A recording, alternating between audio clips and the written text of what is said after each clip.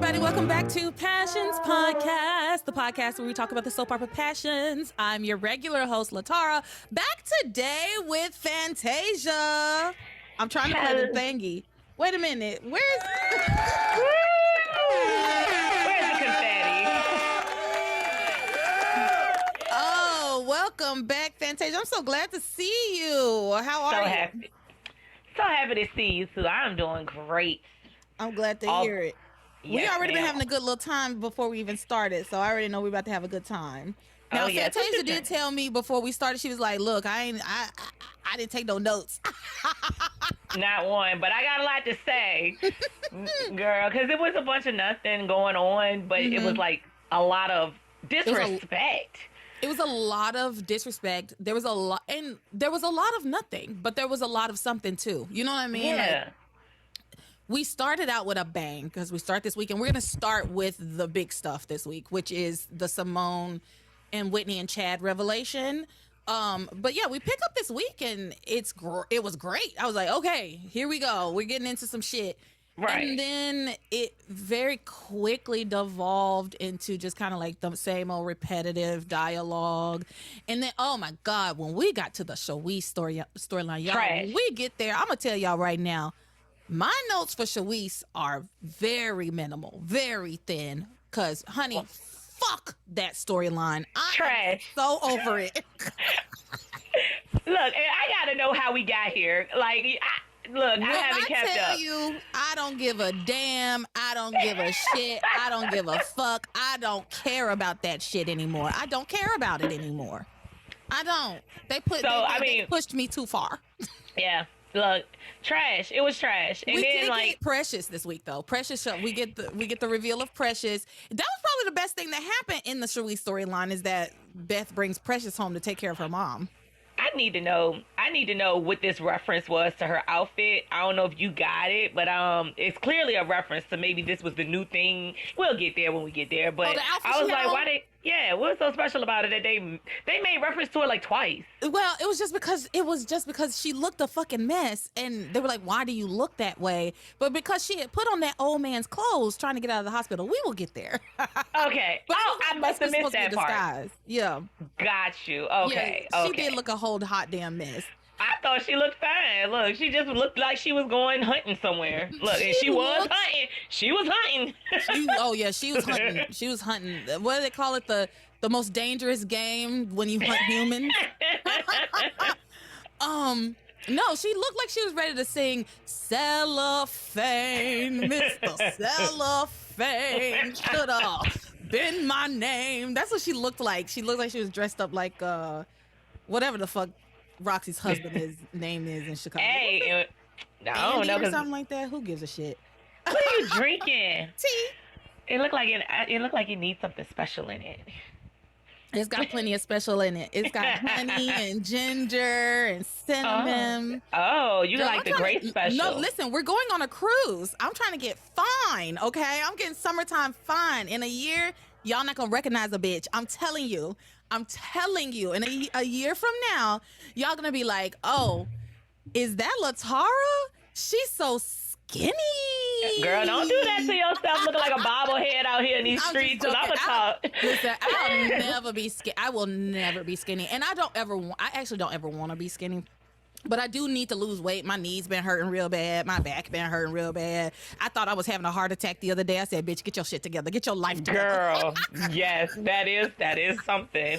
Look, I feel you on that. 40. Pull yourself together. So, almost 40. How old are you? You're younger than me. Don't do that to me. Don't do that to me. I just turned 37. See, you younger than me. Only by a few months. Only by a few months, but yeah, I'm 37. I was born in 88, so you was born in 89. Mm-hmm. Okay. All right, y'all. That's enough about us. Back to Passions. So, girl, we ain't even say hello to the Patreon. I said nothing. We ain't done shit.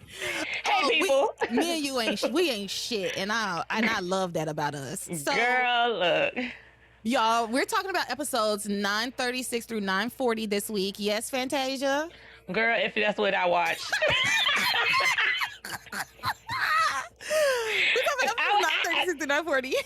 That's right. I think that's right because I had to go backwards. I didn't understand what was going on in my life.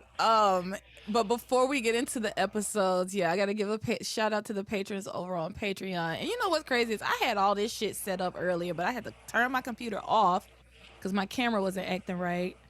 And so now they blame me. You can blame it on me. No, I'll take it. Fantasia made me turn my computer off, y'all, because I was like struggling trying to get my app to work. And I didn't want to turn the computer off. I was like, no, it needs to just turn. It just needs to work. She was like, girl, just turn it off and turn it back on. And I was like, okay. So I did have to restart my computer. But thanks to Fantasia, I don't look a mess. So thank you. So shout out to the patrons. Thank you to Munashe, Lisa S, Zach, Sid, Sarana, Randall, Hannah, Camelia, Amanda, Jeanette, Eric, Jamie, Fantasia, Sean, Larissa, Maria, Lisa A, Jessica Jean, Laura, Karen, Uche, Paige, Casey, Garage, Steven. Oh, Steven Winthrop. It gets me. Steven, you get me every time. Every damn time.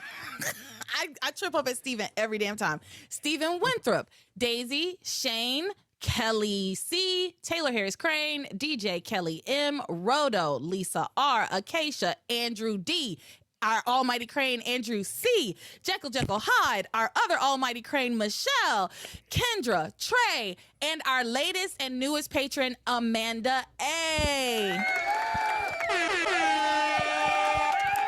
Thank you all so much for being patrons. Thank you all so much for hanging in there, come to the watch parties, being a part of the community. I was literally talking to my niece this morning about how I would not be doing this podcast anymore if it was not for y'all. I literally would have given up by now. Because listen, I spend the majority of my weekend doing passions, most weekends, and it's fun. I'm not gonna lie to you. It's kind of annoying sometimes when I start to like think about the fact. No, because I'll be like, I work all week, and then I get a little bit of free time on Saturday, maybe, if I'm not doing something else. You know, I want to try and keep my social life up with my friends and stuff like that. And then it's like, oh, I have to watch 5 episodes of Passions, and then I have to record the podcast. And the recording of the podcast, I don't mind. I really do enjoy it, especially when I have a good guest host like you, Fantasia. You know, I really enjoy it. And all the guest hosts, y'all, I have a blast with everybody. But boy, oh boy, sometimes just like staring down the barrel of doing it and being like, oh damn, by the time I get done with this, Sunday's gonna be over and it's gonna be time to go back to work again. Right. And then don't forget you gotta edit this crap. Yeah, at some point you might just need to go live, say, hey, this is what y'all get. Look, raw. Here we are. I know, but I'm gonna keep doing it. I'm still doing it, and like I said, mostly because of the patrons. So, it really does motivate me because we do have a community, and I enjoy the community that we have, and I love the discussions that comes out of this and everything. And so, I mean, like we're going on a cruise, and I can't wait. I'm very excited about the cruise. If you have not signed up, please fill out the Google form. You have until the end of the month. Well, hell, now shit. By the time this come out, it'll be closed. but you gotta be. That doesn't mean. Here's what I'm gonna say. If you hear this and you're like, "Oh, I already missed it," just reach out to me, and because there will still be time left. You just may have to pay more than just the original deposit, because I want us all to get as much time as possible to pay on our cruise. So I want to get it booked so that we can have a longer amount of time to pay on the installments versus being like, okay, we're going to go on a cruise in April and then not telling anybody until like, January, February. It's like, no, crazy to get that rolling. So everybody has almost about a year or so to pay it off. So especially for people like me, literally was only working weekends. I started working Mondays, Tuesdays, and Wednesdays just to come on this cruise, girl. And I need to know what the numbers are so I can stop working. I'm tired of these people now. Listen, they're getting on my nerves. I love that. Fantasia said, before we start, Fantasia was like, I got a job so we can go on this cruise. I said, girl, I went back to work for this cruise. I said, oh, we got to step into this. Okay. And so we need to know what our budgets are. And if I need to go ahead and, me, DJ, and Eric probably got to go on the OnlyFans and do some footwork. Who paying for this? We got to get money. Yes, like you said, go on and do your OnlyFans, girl. You know I don't kink shame around here, even though people say I do. I don't. I don't know. Like I said, what they said, this is what was your best review? Grossly inappropriate. I had found this podcast to be unnecessarily vulgar and detrimental. I need to get that and put that on a t-shirt. I have to. We do. I have to. All right, so that's enough of that. Enough of that. Now we get into passions, y'all, and we need to talk about Whitney Russell. We're starting out strong with what's going on over at the Russell home. It ain't pretty. Now, a reminder to everyone that last week Simone walked in on Simone took some soup to the studio and walked in on Chad and Whitney having sex on the couch in the studio. She flipped out, and of course she started yelling about how much she hates Whitney and that Whitney brainwashed Chad. And even though Chad was telling her like, no, I never loved you, I always loved Whitney, she's like, no, I know you loved me. You loved me. You had to love me. We continue that trajectory this week. So, but now we have the parents are added in, and honey, at a certain point,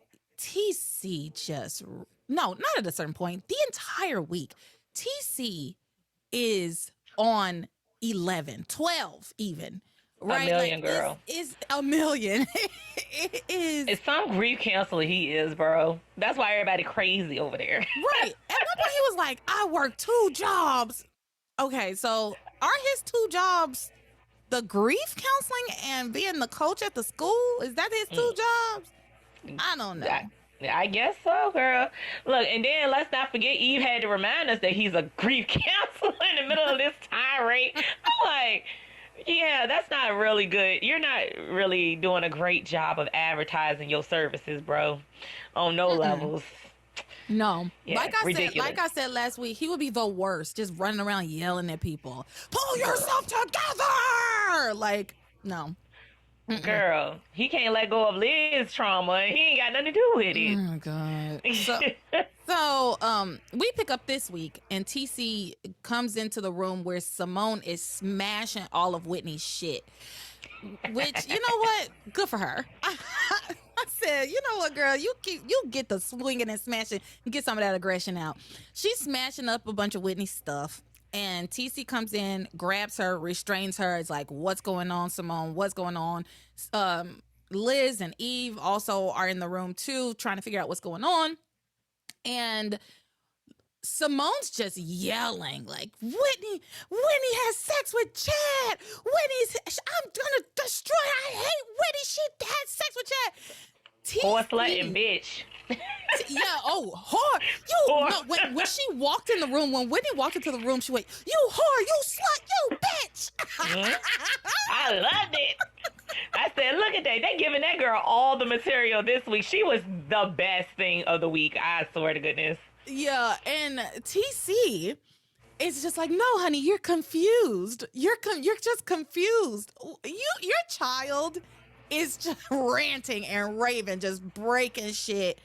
And that's your response. Oh, you're just confused. That's not confusion. What the hell is the problem? Didn't see it. Here's the thing. If it didn't happen and she didn't see it, she's not confused. She's in like complete psychosis, right? And if it did happen, you're invalidating her entirely. And she also is still going psychotic, so you need to be a little more careful. But about what you said. The fact that they didn't even ask what happened though, for real. Like it was like Whitney's a whore. And you're like, no, she's not. She wouldn't do that. Yeah. Like, Whitney, would you? Like. So, y'all, we're going to start with some clips this week because I actually have some pretty long clips for this. How could you, Whitney? Yeah, 6 minutes of this. So, and then then we get into another one later, but we're going to get into the first clip of what's going on in this bedroom. Huh? You better get your old brother sticker ready. Oh, I'm about to wear that shit out today. I know I am. Thank you for reminding me. Let me go on and get that pulled up. Because I'll give him a preemptive. Oh, brother, this guy stinks. That's a preemptive. This brother start. and sister stinks too. Yeah, the thing about Whitney in this moment, I feel bad for Simone, but I'm not like mad at Whitney. I'm just like, girl, you should have just told the truth. Like, look at what you've done. So, I haven't been keeping up, but I was listening a little bit today when you were talking about Whitney and Simone. I guess her playing on Whitney's emotions about whatever, trying to get her to break up with Chad, whatever they were doing. Whitney is horrible. Like, I mean, my thing is, at the end of the day, you could have just nipped all of that in the bud. Like, how you gonna act like I'm too psychotic to embarrass me, but you've been embarrassing me? Like, that's weird. Like, no, you don't love me enough to care about my feelings. You're scared to death of something. Like, Simone, I mean, you could take her, Whitney. I'm sure you could take her. I think that's the thing, though. I think Whitney doesn't want to have to take her, right? Like, Whitney doesn't want to have to fight her sister. But you gonna sleep with her man? But you gonna sleep with her man? But I'm sorry. She didn't see him as her man, even though she was making him. See, the most egregious thing that Whitney did is that she made Chad pretend to be Simone's boyfriend, knowing full well that he wasn't interested in her at all, and that they were lying to Simone. So I agree with you there, absolutely. Like, Whitney really ain't shit for that. She really ain't shit. she ain't shit for that. She ain't shit. Like, I'm like, I was never a Whitney Chad fan personally, because when I came in, that wasn't the couple at the time. Like, but like, how can you even, girl, we gonna get to these couples dating their brothers and sisters though, because these people disrespectful with it, bro. I'm like, y'all just don't care. Like, you're not even really being that discreet about it, honestly. Like, anybody knows, everybody in the town knows, and so how is this not gonna hurt my feelings? Yeah, I mean, yeah. So let's watch the clip, because Whitney and Chad? Simone, you're wrong. No! Everything I said, every word is the truth. I saw them with my own eyes. They were in the studio having sex. Whitney, is this true? Of course it's not true. How could you even ask? Whitney's a good... She would never do that. You think your daughter is a perfect little angel, don't you, Daddy? Well, she's not. She's just the opposite. She's a slut and a whore. She lied to you and deceived you the same way she deceived me. Just tell about herself. Whitney didn't lie to you, Simone. You see, Simone? Chad's your boyfriend. He loves you. No, he doesn't. Look at TC. Why he gaslighting her like that? He told me that he doesn't love me. That it's Whitney he's always had feelings for. No. They've been sneaking behind my back for ages. Is this true? Tell Simone that she's wrong. Tell her that you can never do this to your own sister. Just the body language in the room tells you that she did the shit, TC. Yeah, it's so clear. She looks so hurt. Liz looks so hurt. Oh, yeah. Liz, she looked like she hurt for real. Like, damn, this fucked up. Tell Simone that she's wrong. She can't. Let Whitney speak. Why are you yelling at Simone? He can't believe. It didn't happen the way that Simone thinks it happened. We honestly didn't mean to hurt her, I swear to you. What? We wanted to be truthful from the start. I don't want to hear a word from you. He should shut up. Got it. Whitney, tell Simone the truth. Have you been sneaking around behind our backs? Are you and Chad and I weren't sneaking around. Yes, the fuck you were. Yep. We truly love each other. That's why we wanted to protect you from... Sure you were. The last thing we ever wanted to do is hurt you. You have to know that. You stabbed me in the back. You Hit her. me. You stole away the man I love. No, I didn't. I'm sorry if this hurts your feelings, but Chad told me that he never loved you. Hit her ass. Ever, that he only loved me from the beginning. Why he tell you and not me? Yes. I would have been wailing on her. Like, who the fuck you talking to, bitch? Like. But why he tell you and not me? That's the problem. Get her, Sugar Bear. Daddy, can't you just try to understand? Oh, I understand. I completely understand what's going on here. I have devoted my entire life for your tennis career, working to pay for private lessons and travel expenses, taking time off from work so you can be where you're supposed to be ready and to be on time. Daddy, please. And this is how you repay me? By being out all night having sex with Chad? How could you do this? How could you do this? Okay. The acting is superb in this scene, baby. Yeah. We're gonna stop here for now, and because I have another clip of this scene, but I want to point out the fact that TC is not angry about the deception. He's not angry about what she's done to her sister, even though that is the crux of the issue. That is what is actually the problem here. The biggest problem is that lying. You, Whitney, have been lying about. And you have hurt your sister. I hate that he doesn't say anything about, like, you've hurt your sister. Everything is about him and how she is betraying him. And, like, I can't believe you would betray our dream like this. It's about him instead of being about his sugar bear, who is obviously hurt and devastated and destroyed. And then in a minute, we're going to watch the clip, but he is going to attack Chad. And again, his only issue is that he wants him away from, he says, his girls, but he thinks that he is the reason that Whitney ain't gonna be successful. Yeah, and that, like, it's really more about what he wants out of Whitney than the fact that Whitney has done something wrong. Whitney, let's be clear.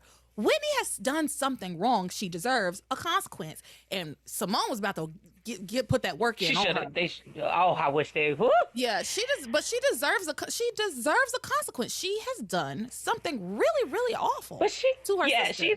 She definitely lied to everybody. Like, I mean, Eve kind of knew. We know Liz definitely knew.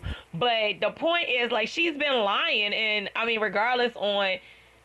And Simone's gonna mention it. I don't know if you played the clip about it, but Simone's gonna mention it. Bitch, I asked you. I think it is in the next clip. Yeah, I asked you. And how many times did you say that there was nothing going on between the two of you? And Simone keeps bringing up the stuff that TC should be angry with Whitney about, but he refuses to be really angry with Whitney. He only gets mad at Chad, even though Whitney has been lying to him and to her sister. Like, he just don't want her to be in and it was given that was about to be the thing. Cause I don't know, I think I was watching backwards, like, you know, the other before it, and like, why is y'all pillow talk about Whitney? Yeah. It's very weird. I don't want to use the word incest lightly, but it feels slightly incestuous. Like, he got like a weird obsession with Whitney. But yeah, they keep bringing up. I mean, personally, I'm telling you this. We in the bed pillow talking, and you bring another person up in this conversation, period, after whatever we just did, now I'm mad. Because now, not you was thinking about them the whole time. Like, why is we talking about this? Unless we talk about something we watching on TV right now. I don't want to hear about no other people. That's crazy. So my biggest issue is that he's so angry. And it's just because he feels like this is ruining his thing, right? Like, he will make it all about himself under the guise of it being about Whitney's career. But it's so obvious, it's so transparently about him and what he wants for her and for himself through her, like, vicariously, right? So brother, this guy stinks. And at tomatoes. Eve gotta. You want a sedative or something to quiet your nerves? She needs to sedate that man. And I'm wearing my Eve shirt today because I will say Eve was MVP of this week for me. Eve was MVP. I'm also wearing I posted it on the Discord, but Maria gave me like some jewelry. So like, this is a Theresa. It says like Theresa My lovable lunatic is kind of hard to see. Oh, she got something specially engraved for you. And it's so cute. And then it says, do you need a sedative, something to quiet your nerves? And it's got these little charms. One is like a little, it's hard to see, but it's got. You got to join the Discord to see the pictures. Yeah, I put pictures on the Discord, but it's got like a syringe, a little medical symbol, a stethoscope. Like, yeah, it's super cute. So who did she call to get that done? That is funny. A friend. Say, look, girl, I need you to put a little syringe on there. Like, they're gonna what is your friend into? Yes, seriously. So, anyway, yes, Eve is my MVP this week. She ain't done shit yet, but she's going to. We're gonna get there. So first, let's get to the next clip. Let's get to the next clip of Whitney. How could you? Girl, ridiculous. These people out of the acting is great though. Whitney looked like she looked like she thought he was gonna hit her for real. She's scared to death over there. You look like he just might. Damn, girl, the acting is crazy. And Eve got her little sexy outfit. Ooh, girl. Yeah, her husband was having a nice, sexy night, and then this all happened. Talking about Liz, that's crazy. Yeah. That's crazy. Whitney, your mother and I asked you several times if you had any feelings for Chad. Daddy, please. We gave you every opportunity to tell us the truth, and you lied right to our faces. I told you your precious Whitney was a liar. The only reason I didn't tell you the truth was to try to protect you. What? Protect? Whitney, how could you say something? She'll say anything. Simone was so head over heels in love with Chad that I didn't want to hurt her by letting her know that Chad didn't love her back and that he really loved me. And I didn't want to tell you the truth, Daddy, because I didn't want to let you down. I know how important my tennis career is to you. All the dreams you have for my professional career. It's all starting to make sense. All of those dreams are shot because you have a boyfriend. You can't balance both. No, it's not. Yes, I can. No, I can, you Daddy. cannot. It wasn't just my dream, Whitney.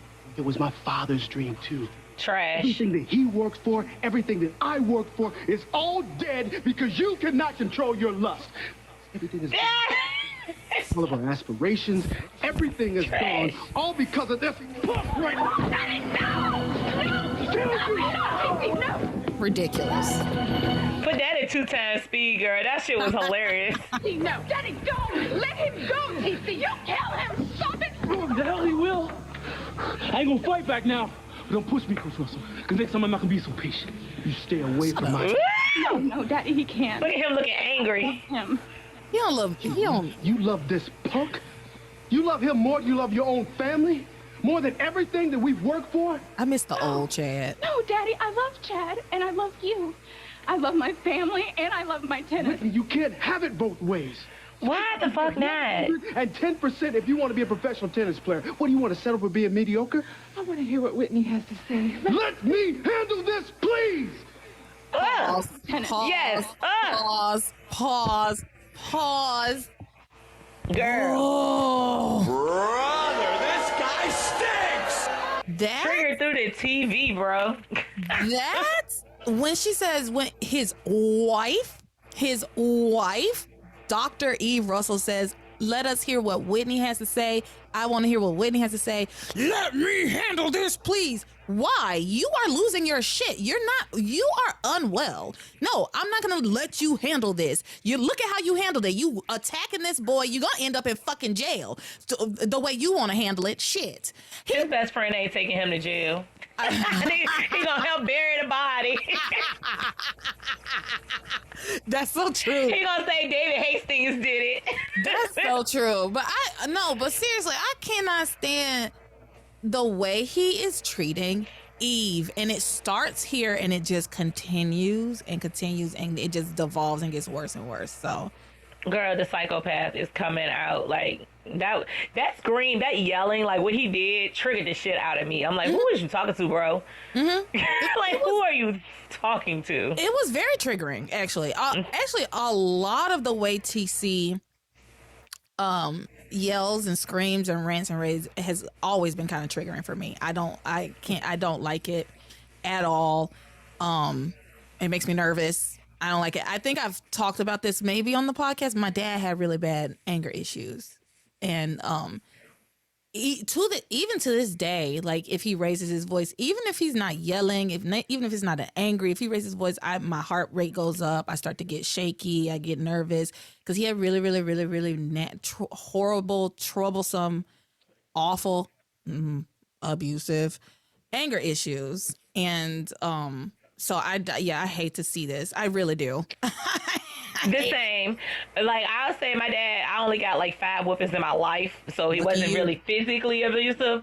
But that vibrato, ooh, girl, like, you just get your ass up and do whatever he just said do. Ain't nobody got time for this. My daddy had a bark and a bite, so it's like the bark came before the bite, and so I'm to this day I'm still scared. Like, yeah, my dad is still yelling. Look, at least did your daddy calm down? Because mine's still yelling. My dad has calmed down a lot, and I think there's a lot of different factors that have gone into that, but he has calmed down a lot.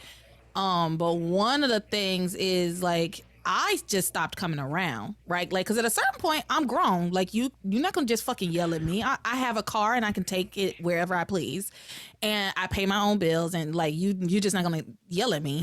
No access. And I got to that point where I was just like, I stopped going around, and I think he kind of got the clue that I didn't want to be talked to like that, disrespected, yelled at, dominated and domineered. Yeah. And so then he started being like, "Oh, you don't ever come see me." Well, you don't love your daddy. I get hit with the "you don't love your daddy." I'm like, I love you. Look, because my mom and my daddy live together. I mean, they're together. But I'll call my mama, and he was like, "Oh, you don't call me?" I'm like, "Hey, Dad." Like, it like, but no, like, you want to argue. Yeah. We busy. I want to protect my peace, girl. Yeah. And so you stop talking. We have a much better relationship now. That was in my early 20s when I just stopped coming around, but then we kind of got better and everything. And then obviously my siblings passed away, and now our relationship, he has done a lot of like soul searching, and he's just nicer to me. That's exactly. I think we're pretty similar in that shit. Look, I'm glad you pushed pause, because I'm like, whoa, this motherfucker here. It makes me mad, and it ain't even talking to me. Whitney grown as fuck, bro. She not only is Whitney grown, but he was talking to Eve when he yelled like that. That's your wife, and don't forget, this is her motherfucking house, and she paid the bills up in here. You're not gonna tell me that your teacher salary and your volunteer grief counselor work is all this. Liz said that they can afford it without Eve. They're gonna leave her out in the delusional as hell. She don't fucking know. She don't fucking know. CC must be making bank, baby. Whitney, that's why he mad. Whitney making all that good money during the tennis circuit. Exactly. Then we research it, and that's why she fucking up his money. Exactly, because with Liz fucking around with TC, she gonna end up just living in the murder shed. Wow. No,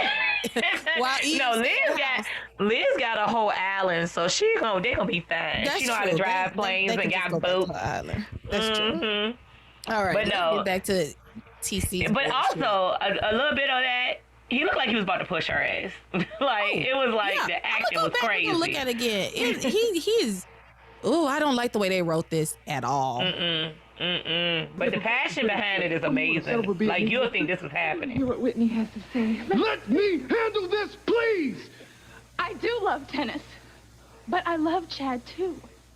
I don't see why I can't have it all. Whitney, you cannot play at top form, have a professional tennis career, and have whatever you have with him. It just won't work. Why not? You're wrong, Daddy. You're wrong. That's what I've been trying to prove to you for the past few months. Look how she holding him. Outside of tennis, and still be a winner on the court. Yeah, well, you're doing a great job proving it.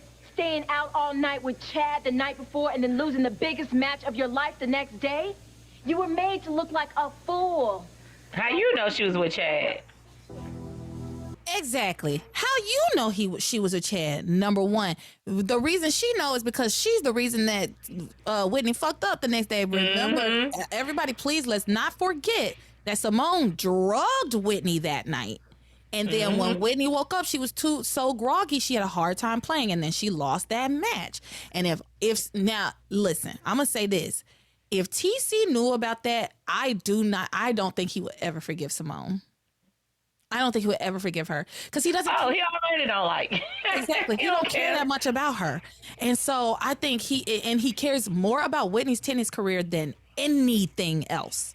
He cares more about Whitney's tennis career than he does about Whitney, right? And so if he found that out, that Simone had drugged Whitney so that she would lose that match, basically, so that she would do poorly, all because of Chad, basically, I don't think he would ever forgive her for that. I don't. But he still blame Chad. You got my daughters out here doing crazy stuff. That's true. He would still blame Chad. Yeah. That's true. All right.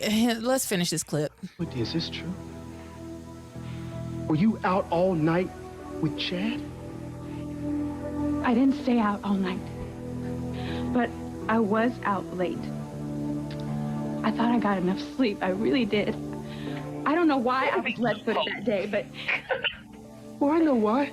Because you were out with him all night. That's why you couldn't play a lick. Whitney, this just proves everything that I've been talking about. What? Tennis is a full-time professional sport. You don't have any time for any distractions. None whatsoever. So, do you want to continue playing tennis? Of course I do. I've dreamt of Wimbledon my whole life. What if she said no? In the U.S. Open, Arthur Ashe Stadium.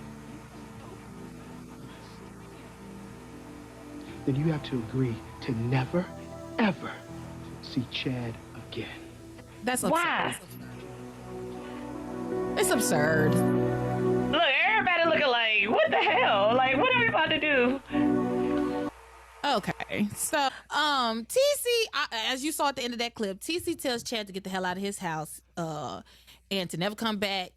No, he ain't do it at the end of this clip yet. I don't think we got to that clip just yet. No, after that, after that, he texts Chad and he tell him to leave and to never come back. Oh, you telling us about it? Okay. Now I'm telling you about it. Yes, he tell him to get out of my motherfucking house and don't you ever come back and don't you ever come near neither of my daughters ever again.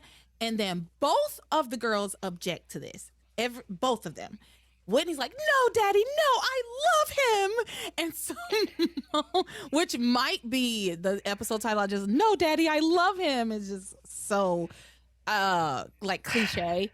And then Simone says, it is not Chad's fault, Daddy. It's Whitney's. She's to blame. You can't make him leave, Daddy. Chad is the only thing that I have in my life that has made me feel special. That's why Whitney stole him away from me. She couldn't stand it that I finally had something that she didn't. Simone, this man, even if he did make you feel special, how did it make you feel when you saw him fucking your sister? It made her feel like her sister stole her man. Look, all right, so because I don't watch the show, I just vicariously hear it through you guys. It's giving that Simone literally thinks that Whitney is trying to steal Chad away and brainwash him. She literally thinks that she stole her man. Like, Chad didn't have no control over it. She used that poo-poo to get him away from her. She was flirtatious. Simone is deluding herself into believing that. But and her sister assisted her with that too. The evidence does not point to that because Chad is telling her, saying to her, no, I don't love you. I always loved Whitney. It was never you.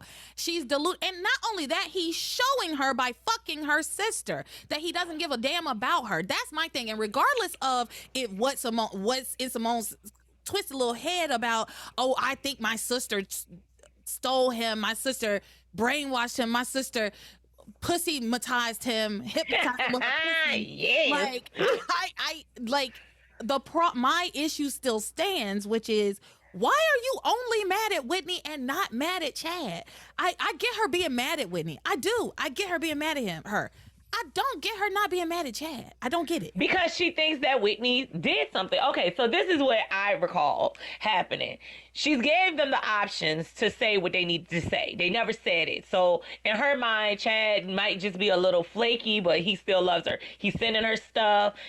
As far as she's concerned, he told her he loved her. You know, all of these things that she mentioned. And he tried to say, they weren't for you. But you didn't tell me they weren't for me when you sent them to me, bro. 100%. You know what I'm saying? So, yes, in my mind. Which is why she should be mad at Chad. But no, because in her mind, he said that to her when it was happening in true time, right? That he alluded to that they might have been for her, or let her think it at that time. So now here we are 6 months to a year later, and my sister is fucking you, and now you're trying to renege, act like that stuff didn't happen. And she should still be mad at Chad, regardless of how she should be mad. I mean, I'm mad at everybody. Yeah, I'm mad at everybody, and she should be mad at Chad. I'm mad at TC. Yeah, look, everybody catching bullets. Y'all weren't paying attention while she was putting it on my man. And mama, you acting like you already knew. And you didn't tell me too? Oh, you catching one too. And don't look over there, Liz, because you acting like you know too. You ain't shocked like everybody else. Yeah, exactly. So, but yeah, she's not mad at Chad. In fact, she's trying to get TC not to be mad at Chad. And she's trying to make it seem like, oh no, it's Whitney. Everything is Whitney's fault. She wants so badly for her dad to be angry with Whitney. And he's just not. He's mad at Chad. And whatever. That and she wants them to be like, yo, Whitney lies too. Like, obviously, it didn't seem like they had such a bad relationship for her to be acting like this towards Whitney personally. But she making it seem like the relationship is that, like, they pretty much ignore her and don't care anything about her, which TC is giving that energy right now. Yes, like, exactly. I don't care about anything that's going on but tennis. Which is ridiculous, but I'm like, why is she so, like, mad at Whitney about what TC? I mean, I don't know. I ain't had them dynamics in my household. Because she is... What we have learned about Simone is that she will misplace and misdirect her anger at times, right? And so, yeah, the fact that she gets ignored by her parents, which she does, and that is a valid concern that she brought up, right? It's very valid for her to bring up the fact that, like, Whitney is the golden child, y'all treat her as such, and you treat me like a leftover, like nobody even, y'all don't even say my damn name, you don't even know my damn name. Definitely don't. Right? Definitely so, don't. I understand Simone having resentment towards her sister because of the way her parents treat her. I get that. I don't agree, but that's not uncommon. A lot of siblings have that exact same dynamic, whereas like because the parent treats one kid better than the other, or at least it's perceived to be that way, right? That the child can't have necessarily, they might have resentment towards their parents, but though they can actually give and show their resentment to their sibling, right? Like, you can actually be resentful towards your sibling. It's very hard, especially as a child, to be resentful towards your parents, because there's consequences to that, especially with a man like TC, right? You can't talk crazy to him. You can't have an attitude. You can't roll your eyes. Ain't no slamming no doors in his house. I can tell you that. So, whatever. These kids get away with everything, bro. Like, what? What he noticed? What he noticed? I'm just saying she's resentful of Whitney because of the way her parents treat Whitney, and because of the way that she gets treated subsequently, right? She better pick up that racket and do some more stuff, because I think look, what I'm thinking is TC's money is tied to Whitney winning these games. That's why he's so upset. It gotta be. There's no way in the world he's so mad. I'm deciding right now to go with that. What you're saying, that's part of, to add that into my, like, thought process when we talk about this storyline, because yes, if she is winning tournaments, she's making money. Yeah. And where is that money going? Why the fuck does she live at home? You know what I mean? Supposedly she's in college. If she a pro, right? Supposedly she's in college. Yeah, we ain't even got past the first scene, girl. We have a whole day left. They had a lot of talking. They changed outfits and everything. Okay, Fantasia, we got to keep moving. We got to move on. You're right. You are absolutely right. We have to move on. I looked at my notes. I'm still on, like, my third note. Anyway. So basically, there's just a lot. We spend a lot of time in this room, a lot of tension going on in this room, a lot of going back and forth. TC's blaming Chad and only Chad. Simone is confused because she's like, wait a minute, she's saying Whitney is the problem, that is not Chad. She's not entirely wrong. Like, I agree with Simone to an extent. Like, yeah, why don't you have anything to say to Whitney about the fact that she's been lying to us? And also, why aren't you standing up for me, your daughter, who has been wronged? So because he don't think neither one of them should be with that street plug. What is it? That street thug. He only a street thug when he's messing with Whitney though. He ain't thinking about it when it's Simone. Yeah, go ahead with that. He was perfectly fine for Simone. He was perfectly fine for Simone, and he said some truly nasty, racist things in a little bit. And I know that a black person did not write this, and I don't appreciate the way they put some of this racist ass language in these black people's mouths. I don't like it. He delivered the shit out of it too, girl. Ooh, I don't Good like God. It. So, he called him like a street kid from the ghetto. Trash. Girl. Like, oh my God. Going in hard. My thing is, this man did plenty of stuff to be like respected in your household, bro. He took a bullet. He took more than one bullet for your wife. And he like kept Whitney from drowning. Like he done saved these people's lives countless times. He done saved Whitney and Eve multiple times. Multiple times. Please. And so for TC to act like that, it's all because it's canon now. It's because Whitney's money is tied to his money and his dreams, and he don't feel like she gonna be able to do it. Now here's a question. Take it back. Look, we gotta go for it. But taking it back real quick. She just won a tournament apparently. Yes, that's the thing. Okay, so at Thanksgiving she lost to some girl, right? But she has been winning since then. Apparently, she's been winning. In these episodes, like, well, not this week, but last week. But it's the same night. He came home with a trophy from a tournament that she had won. So she has been winning. I hate the fact that they acting like that one time that one time she lost at Thanksgiving months ago is like such a big fucking deal, and it's not. Whatever. I hate him. Brother, this guy stinks. So anyway, Eve, TC attacks Chad again. That happens multiple times. Eve breaks up the fighting and tries to bring the temperature down. She says that, we all need to come to an understanding, right?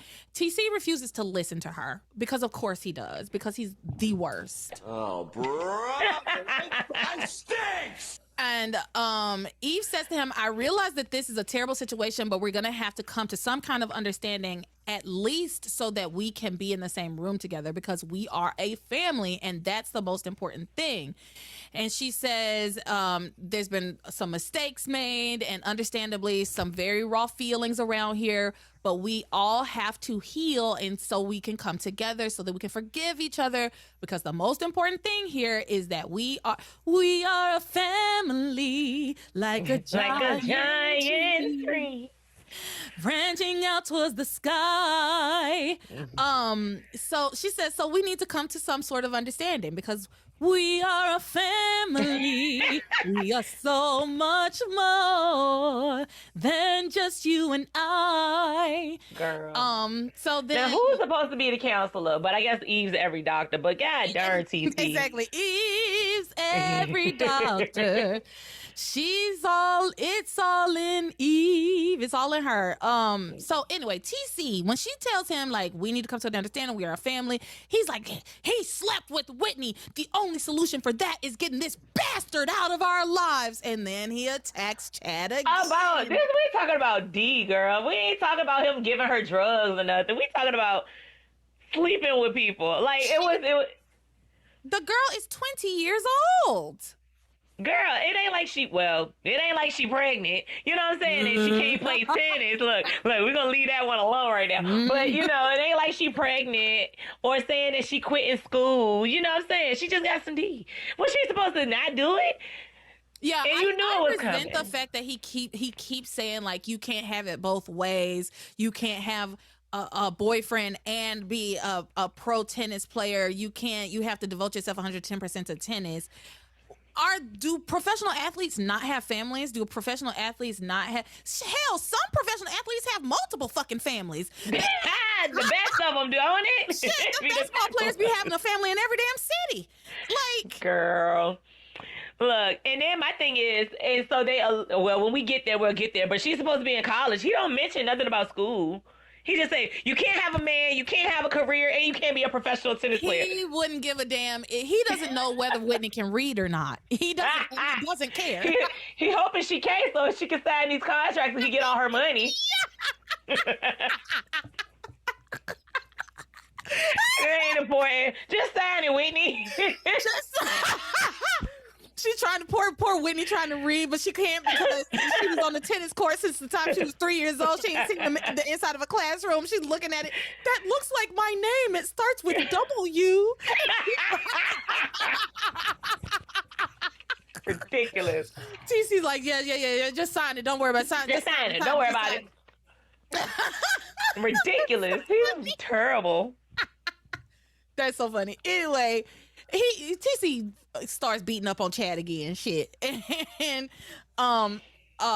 Eve Chad should have hit his ass one good Eve time. once again gets in the line of fire and grabs TC, pushes him out into the hallway, and she tries to calm him down. This is the next clip that we have this week of Eve talking some sense, honey.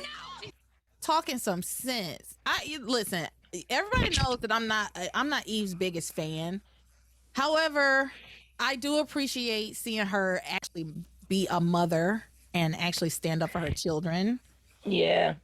Against this bully of a man. But see, this is all the same night. She was really talking sense the next day.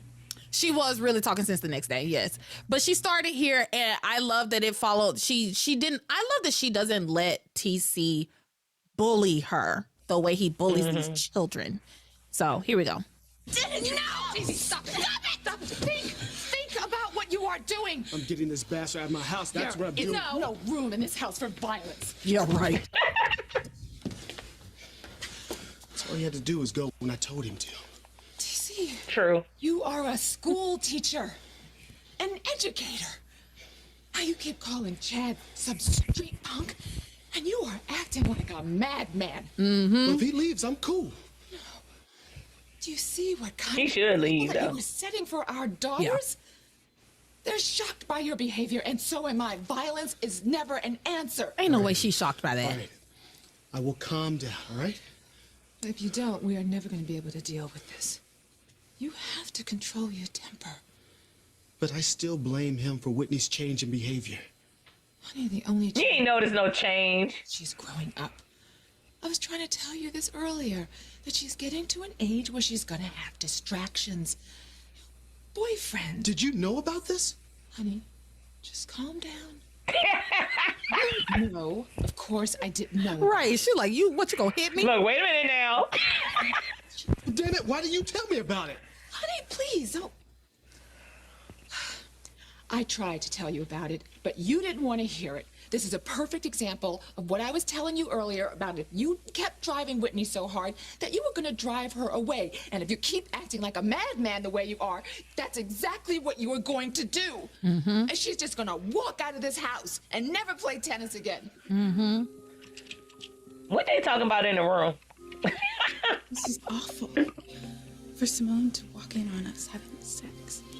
And for Daddy to find out. Hit her ass, Simone. Yeah, it would have been rough no matter how he found out. I know you can understand, Liz. I hate my sister. I'll hate her forever. No. Yes, Simone. I do understand. It be like that from time to time. That's unfortunate. So that clip, Eve takes TC out in the hallway. He's yelling at her. She's like, you need to calm the fuck down. You need to calm down. And so he does calm down a little bit. And so they go back into the room with everybody else. And TC very calmly asks when this relationship started. And Whitney says, I know that I told you and Mom and Simone there was nothing between Chad and me, that I didn't love him. And I swear to you, I tried to break it off with him. But I didn't want to hurt Simone. I didn't want to hurt anybody. And Daddy, I know how much you've sacrificed for my career. And he says, well, to be a champion, you have to sacrifice wit. And Whitney says, and I understand the family dream of having a Russell be a tennis champion. And I really wanted to end things with Chad. I really did. And TC's like, oh, baby, it's okay. It's all right. Then Simone comes in and is like, wait a minute. What? Because he is basically absolving Whitney of any wrongdoing at this point, right? And still ain't answered the damn question. And part of the reason that he's doing that is because Whitney in this moment keeps saying, I tried to end things with Chad. I did try to end things with Chad. I tried to end things with Chad. Instead of saying, I tried to end things with Chad, but I love him too much to do that. The way she's saying it sounds like I tried to end things with Chad. And also what TC is going to hear if you don't clarify, right? What he's going to hear is I tried to end things with Chad, but he won't let me. Yeah. That's exactly what it was intended to do. Yeah. And so when TC basically says, it's all right, baby, it's okay, I understand, Simone goes, I don't believe this. All my life I have played second best to Whitney, and now you're going to forgive her for ruining my life? I'm tired of not being included in this family. You can all go straight to hell. Boo, boo, boo, boo, boo, boo, boo, boo. Oh, there it is. You can all go straight to hell. And you know what? They gave her all the curse words this week. Honestly, how good would it have been if Simone went and moved in over at Tabitha's house? Why not? Can you imagine how good that, like, the power of three will set you free, huh? If it was Simone, Kay, and Tabitha working together, oh, how good would that be? It would be amazing. Girl, it would have been amazing. Yeah, because Simone is innocent enough to get away with stuff where Kay is still the villain in everybody's story, but Simone would have been innocent enough to still be getting away with stuff. And what made me think about that was we have zero magic to talk about this week, really. However, we did get a little moment with Tabitha and Kay where they're watching all of this happen with Simone. And Kay's like, oh, poor Simone. And Tabitha says, don't worry about Simone. She will get her revenge, and you're going to help her get it. And so I was like, man, how good would it be if Simone went back over to Tabitha's house, told Kay what was going on, and Kay was like, okay, I'm gonna let you in on a little fucking secret about the dark side. And then they all started to work together. I would love that. You know what I was thinking about? At the very beginning of this show, Whitney's tennis career was liable to have her daddy kill somebody, right? Mm-hmm. Ain't that what Tabitha foresaw? Mm-hmm. That would have, like, you don't think all this stuff, like, especially when he's attacking your man, you don't think right now that this is well, she probably forgot all about that shit. But my thing is, that would have been something that stuck with me. Like, especially now that my dad is all upset and angry about a thing, I'd be like, yo, Chad, go home. Go home. Like, home, please Chad. Go home. Like, I don't know what is my dad is really mad. First off, you shouldn't have came. Like, in my opinion, you shouldn't have came. No, I get why he came. He needed to come and face up to what was going on here. If Chad left Whitney to face Simone and the rest of the family by herself, I would have been pissed off at him. I would have been mad at him about that. Like, y'all both got to take this. Y'all both got to come over here and take this talking to. Both of you. Right? Well, he about to take this beat down. Go ahead, bro. Yeah, so. What you say? Catch these hands. Yep. But yeah. Simone gets very upset that it seems that TC has, like, absolved Whitney of any wrongdoing. She runs out of the room. Eve goes to her to comfort her. She brings her back into the room with everybody else. She tells her that TC isn't taking Whitney's side just because he's hugging, because he hugged Whitney, and that's what kind of set Simone off. And she's like, just because he's hugging Whitney does not mean he's taking Whitney's side. And so Simone's crying and sniffling. Her feelings are hurt. Of course they are. And then TC says, Simone, I am not taking Whitney's side. I know exactly what's going on here. Whitney knew that Chad wasn't right for her tennis career, and she tried to break it off. You saw an opportunity and you thought you would jump all over it. And Chad's like, what are you talking about? Now here we go. Look, here go the bullshit. Yeah, now we at the Yes, this is bullshit. TC says, you thought you would come in here, get involved in our family. We would take care of you and support your crazy dream of being in the music business. Then you thought you were going to get yourself a pretty little girl have a meal ticket. Ain't that right, Chad? You ain't nothing but a bum, boy. The boy. Oh, my God. I'm glad you was boy. The use of the word boy and how he said it, I said, oh, somebody was living out some kind of weird racist fantasy, and I don't like it. He said, you ain't nothing but a bum, boy. You ain't nothing but a punk from the ghetto. What?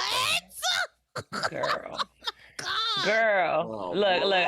brother, this guy stinks. You gotta finish because he said then you convinced Theresa to let you be a part of the thing. He said you thought you were going to live here rent free, all you can eat free. What, you looking for a little free ride, Chad? And then he says you don't make because then Chad says I make my own way, damn it. I'm not looking for a free ride. I make my own way, damn it. And also let us not forget that Chad works like 10 jobs. Like he's a very hard worker. TC says, you don't make nothing. You're a zero. You even conned Whitney's friend Theresa into letting you use the Crane recording studio to live for free. And he says, and you don't know they are set up. He says, well, you're not going to con my daughters. You are not going to play one of them against the other. And that is the bigger problem, actually. And I wish that's what TC was actually angry about, but he's just making up shit at this point. Right. Mm-hmm. But like the fact that his two daughters are fighting over the same boy, that is something for him to be angry about, I feel like. Like, I'm like, okay, yeah, start there. It's like, you're ruining the relationship between my daughters, and I really care about the relationship for my daughters to have a good relationship with each other. But he doesn't give a fuck about that, right? Like, he's like, you just trying to con my daughter in a...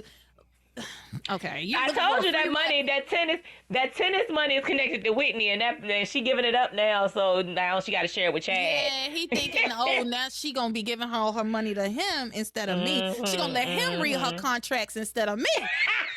Because Chad know how to read a contract. So he said, you're not going to con my daughters and play them against one another. You thought you were going to come here and marry one of my daughters. Really didn't matter which daughter. He really thought he got some money, huh? He think he the shit. He think he a Crane. But wait, what he said? He said it really didn't matter which daughter you would marry as long as it was a daughter of a doctor, right? So he understand that he not the breadwinner here. He is, right? And Simone, oh my gosh, Simone's like, no, Daddy, Chad wouldn't do that. He really loves me. Whitney stole him away from me. She do this? Wait a minute, but TC's response actually cracked me up. He said, he don't love you. He don't love none of y'all. That sound like my daddy, girl. He don't love you. He don't love none of y'all. Sweetheart, do you remember when Chad came to us and you had he's talking to Eve now, you had your suspicions about him and you told him to stay away from our girls. And what did he say to us? Oh, I'm gonna show you all what I'm made of. Well, you showed us all right what you're made of. You showed me exactly what you're made of. You will never be near my girls, let alone will you ever marry either of my girls. Do you understand me? You will never ever marry one of my girls. I mean, we just trying to have sex. We ain't say nothing about getting married. Well, that's not true though. They are deeply in love. Like Chad particularly is deeply in love with Whitney. Not enough not to kiss her sister. Look, I don't know, like, what you want? But to be fair to Chad, he did all of that shit because Whitney told him to. And I stay the hell away from him. I stay away from Simone. I just disappear from Simone. Like, all right, Whitney, come to the studio. Check me out there. And that's what he be trying to do. To be fair to Chad, he be trying to avoid Simone like the absolute plague. He really do be like, no, that's the bubonic plague. And every time they see each other, he's like, slips on out of there. But yeah, to be fair to Chad, I do think he has done his best to try to like avoid Simone. However, Whitney created this situation wherein, and also, to be not as fair to Chad, he shouldn't have gone along with it. He never should have gone. I agree. He never should have gone along with it, but it was Whitney's thing. And in his mind, I think Whitney basically gave him an ultimatum saying either you do this plan with me or we can't be together. Either it has. And I don't think I would want to be on her terms. Everything always. I wouldn't want to be with Whitney because now you're a liar. Like you want me to lie, deceive. Like why am I in love with you? You're like. This is crazy because if you lie to me about this, if you lie to your sister about this, imagine when we together and you got something to hide. No, I with agree. the lengths you'll go through. At this point, and you're Theresa's friend. At this point, it's like, what's so great about Whitney? I'm sorry, like to be going through all this. All of this, you done got killed quite a few times. Look, you got beat up. all this stuff, and you still like. I mean, I think he had saved her, but a couple of times she still was being an asshole. Come on, bro. Yeah, like, he's been so back and forth and hot and cold with her over and over again. It was only like, was it last week or the week before? Just a couple of weeks ago, which was this same night actually, because this is the same night of the fire. So actually, this same damn night, she told him that she wanted to take a break. That's what she told him. She was like, well, we need to take a break. And then they got back together again. It's back and forth and back and forth and back and forth. No, I wouldn't. It's like at a certain point, Chad, there are more women than Whitney. I'm sorry. She ain't all that. For all this? For all this? Right. No. And I'm like, what is it, her singing voice? And so, I mean, I ain't gonna hold you. Is it the singing voice? Like, what is it? Because, like, at this point, she does play games. You know, like, she's a liar. Like, regardless of whether she's lying to you or not, she's a liar. And again, when we get there, she's a big fucking liar. Like, she's no better than Theresa. You know what I'm saying? So, I mean, I don't know if he ever notices it later, but, you know, like, she's not that great. I agree with you. She's not that great. She's not that great. She really isn't. So, anyway, where are we? Girl, still in the same Whitney moment. tries to defend Chad. So TC going off talking about, you just came in here trying to steal marry one of my daughters. You trying to get your free meal ticket off of my girls. You trying to eat off my back, whatever the fuck, right? Whitney tries to defend Chad, saying like, no, it's not like that. TC only hears what and believes what he wants to hear and believe. As usual, they go back and forth for a little bit until eventually you guessed it, attacks Chad physically again. And this time he chases him downstairs. So they end up downstairs. At this point, Liz and Eve are left alone in the room, and Liz takes the opportunity. She's been throwing little jabs at Eve when she gets the chance throughout all of this. But this one was probably my favorite one. I loved this. She takes a little jab at Eve and she goes, so Eve, this is the close-knit, loving family you're always bragging about. It's like watching an episode of the Cosbys in hell. I said, okay, girl. Okay.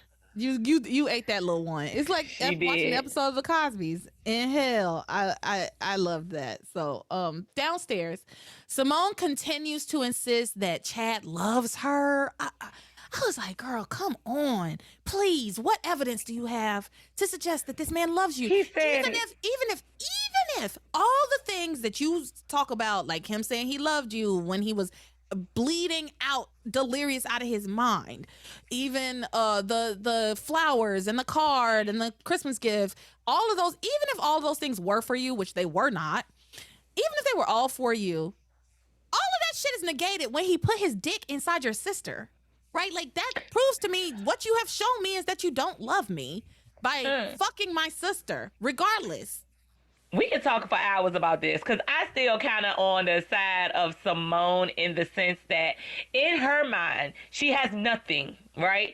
Nobody cares about her. He gave her a little attention. Whether it was misunderstood, he let her think it. Everybody around her let her think it. So now we're at this point, and she just thinks that her sister was manipulating him, and to thinking that maybe like, no, you don't want to be with her, you want to be with me, and I'm going to give you this. So in her mind, Whitney is the problem because he has, as far as she's concerned, has always told him that he cares, he loves her. You're kissing me in front of her, so clearly you're my boyfriend. I'm running around telling you you're my boyfriend. You're not saying nothing about it. And so now when you're caught, you're going to tell me all this bullshit that Whitney told you, as far as she's concerned. Whitney just telling you to say this stuff. So okay, I can see that I can see that perspective. I can. I see what you're saying. But what he did was put his dick inside of Whitney. So, I mean, at the end of the day, she can think all that she wants, but even if she only blames Chad 20%, she has to blame him some. He had some part in it. Whitney didn't rape him. Whitney didn't force him to do that to her. She said Whitney was willing to use her, what she had, and he was in order to get it. What Whitney had. She was flirting. Look, again, what Whitney had. Now you know they let these men get away with everything. So that's gonna be the answer. That's the answer. Whitney did it. Whitney's the problem. Whitney manipulated her. Whitney's the problem. Whitney manipulated her. Whitney is a problem, but so is Chad. Chad is the biggest problem because I don't think I would have been. I mean, you could have. Whitney broke up with you 20 times. Whitney broke up with you 20 times. At least one of them times you could have said, Simone, deuces. When you was about to move, you should have told Simone no. Like, you were about to whole ass disappear. This. Yeah. Were you not going to tell Simone that you were leaving? Like, you could have just said, Simone, right now I'm working. I'm trying to focus on this. I can't be with you. Yeah. And left it at that. It's so dumb. He never should have gone along with this. This was so stupid. So anyway, yes, she's downstairs insisting that Chad loves her, that he's just, and that Whitney just manipulated him. She at this point, she's simply making a fool of herself. That's in my opinion. At this point, she's just making a fool of herself because she looks at Chad and says, "You only think you love Whitney because she slept with you."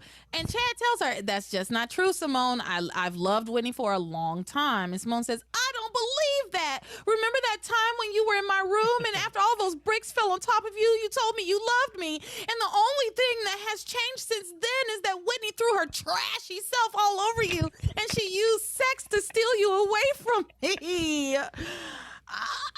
This is what a name calling is amazing. I'm sorry, Eve needs to come in. You want a sedative or something to quiet your nerves? She needs to sedate her baby. She needs to sedate her baby and her husband.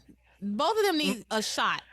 I liked everything that Simone said. It was hilarious to me. I said they gave her all the vulgar shit to say this week. And I thought it was hilarious. I said, not this little baby cussing and saying all the bad words sounding like Liz.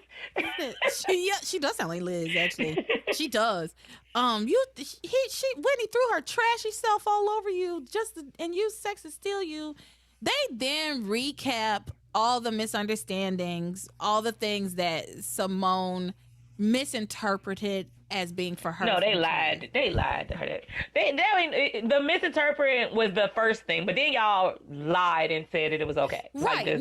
She goes back and she talks about all the things that she misinterpreted, right? So the flowers, there was like a Christmas gift, there was a card, this thing about him saying that he loved her.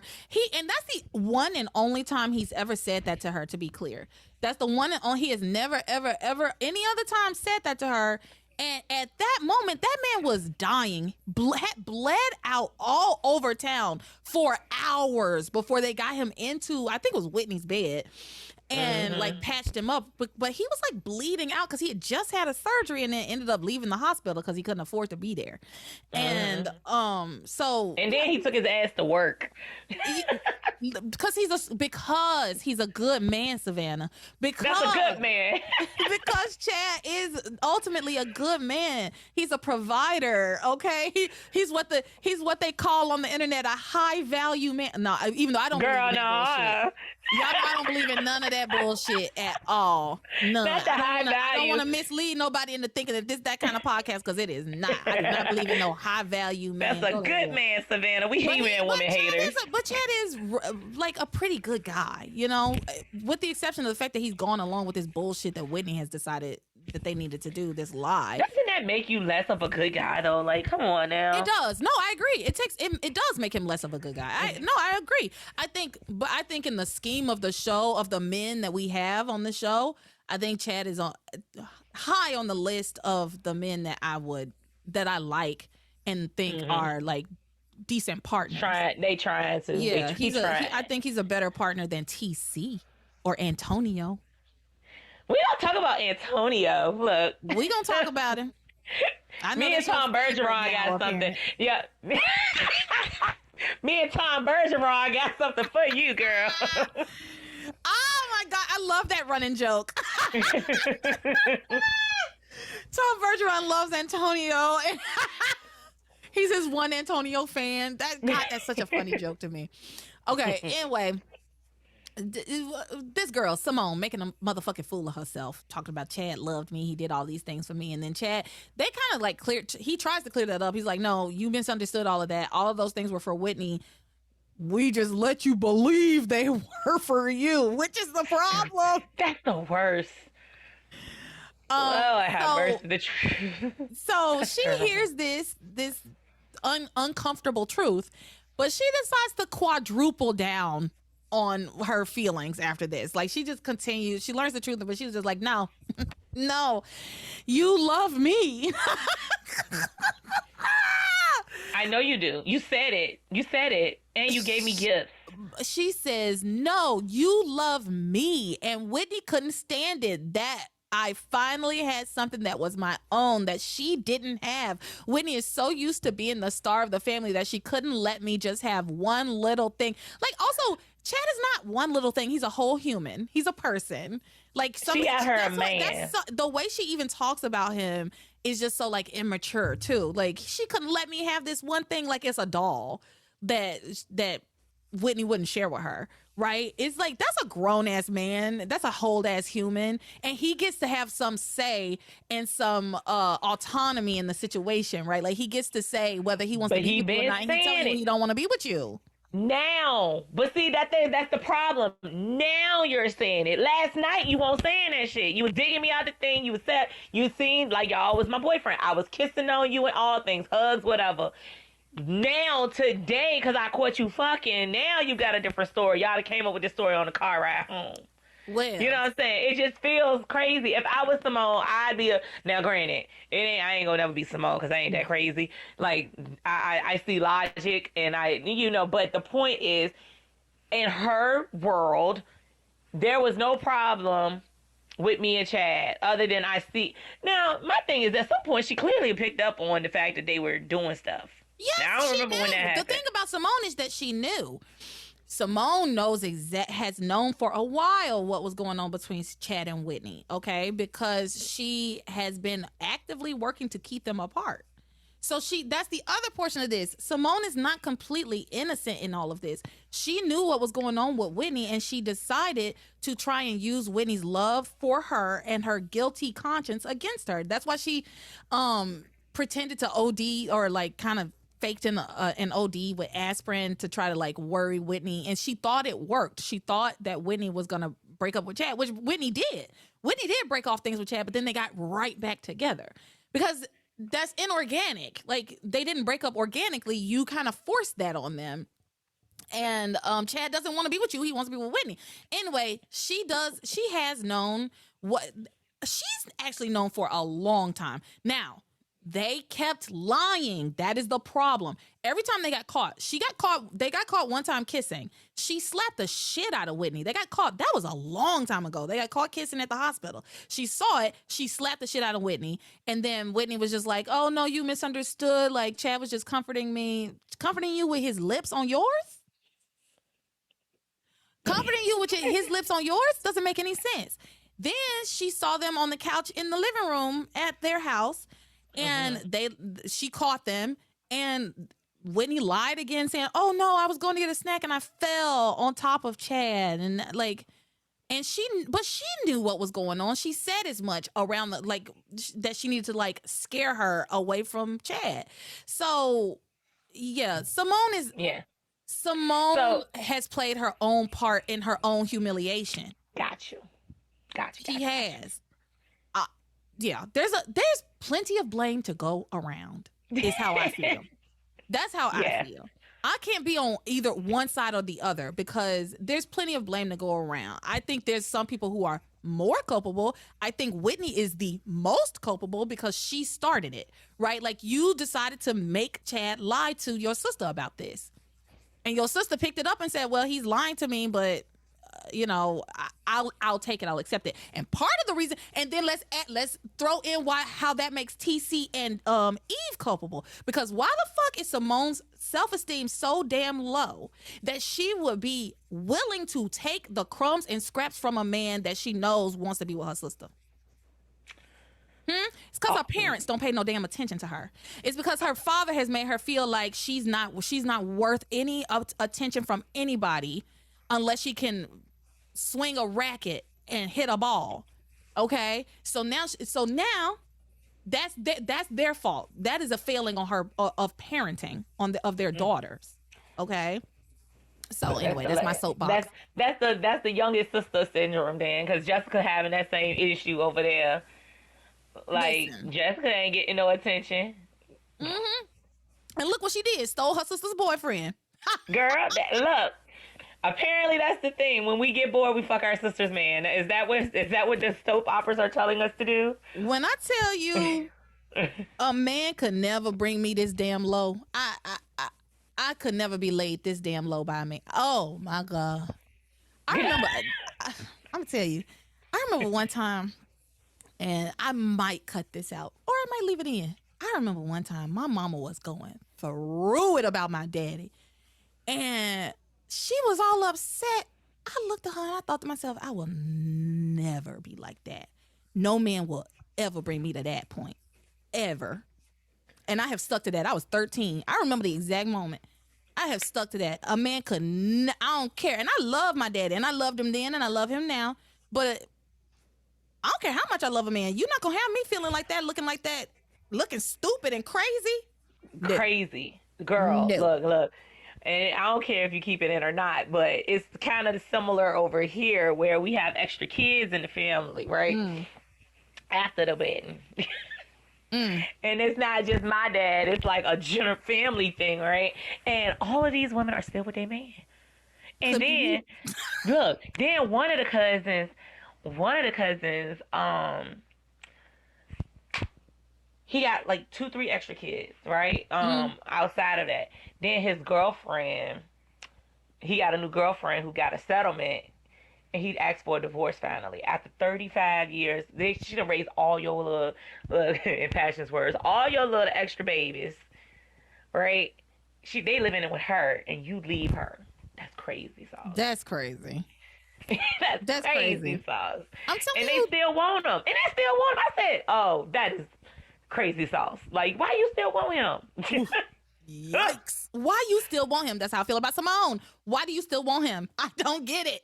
But I don't see why none of these people want each other at this point, girl. Crazy. Look, Chad and Whitney Hank together, looking real good over here. Look, Hank looking real... Look, you know what Hank is? You know what? I will say Hank is somewhat unproblematic, but part of that is because he don't have shit to do. They don't give him anything to do.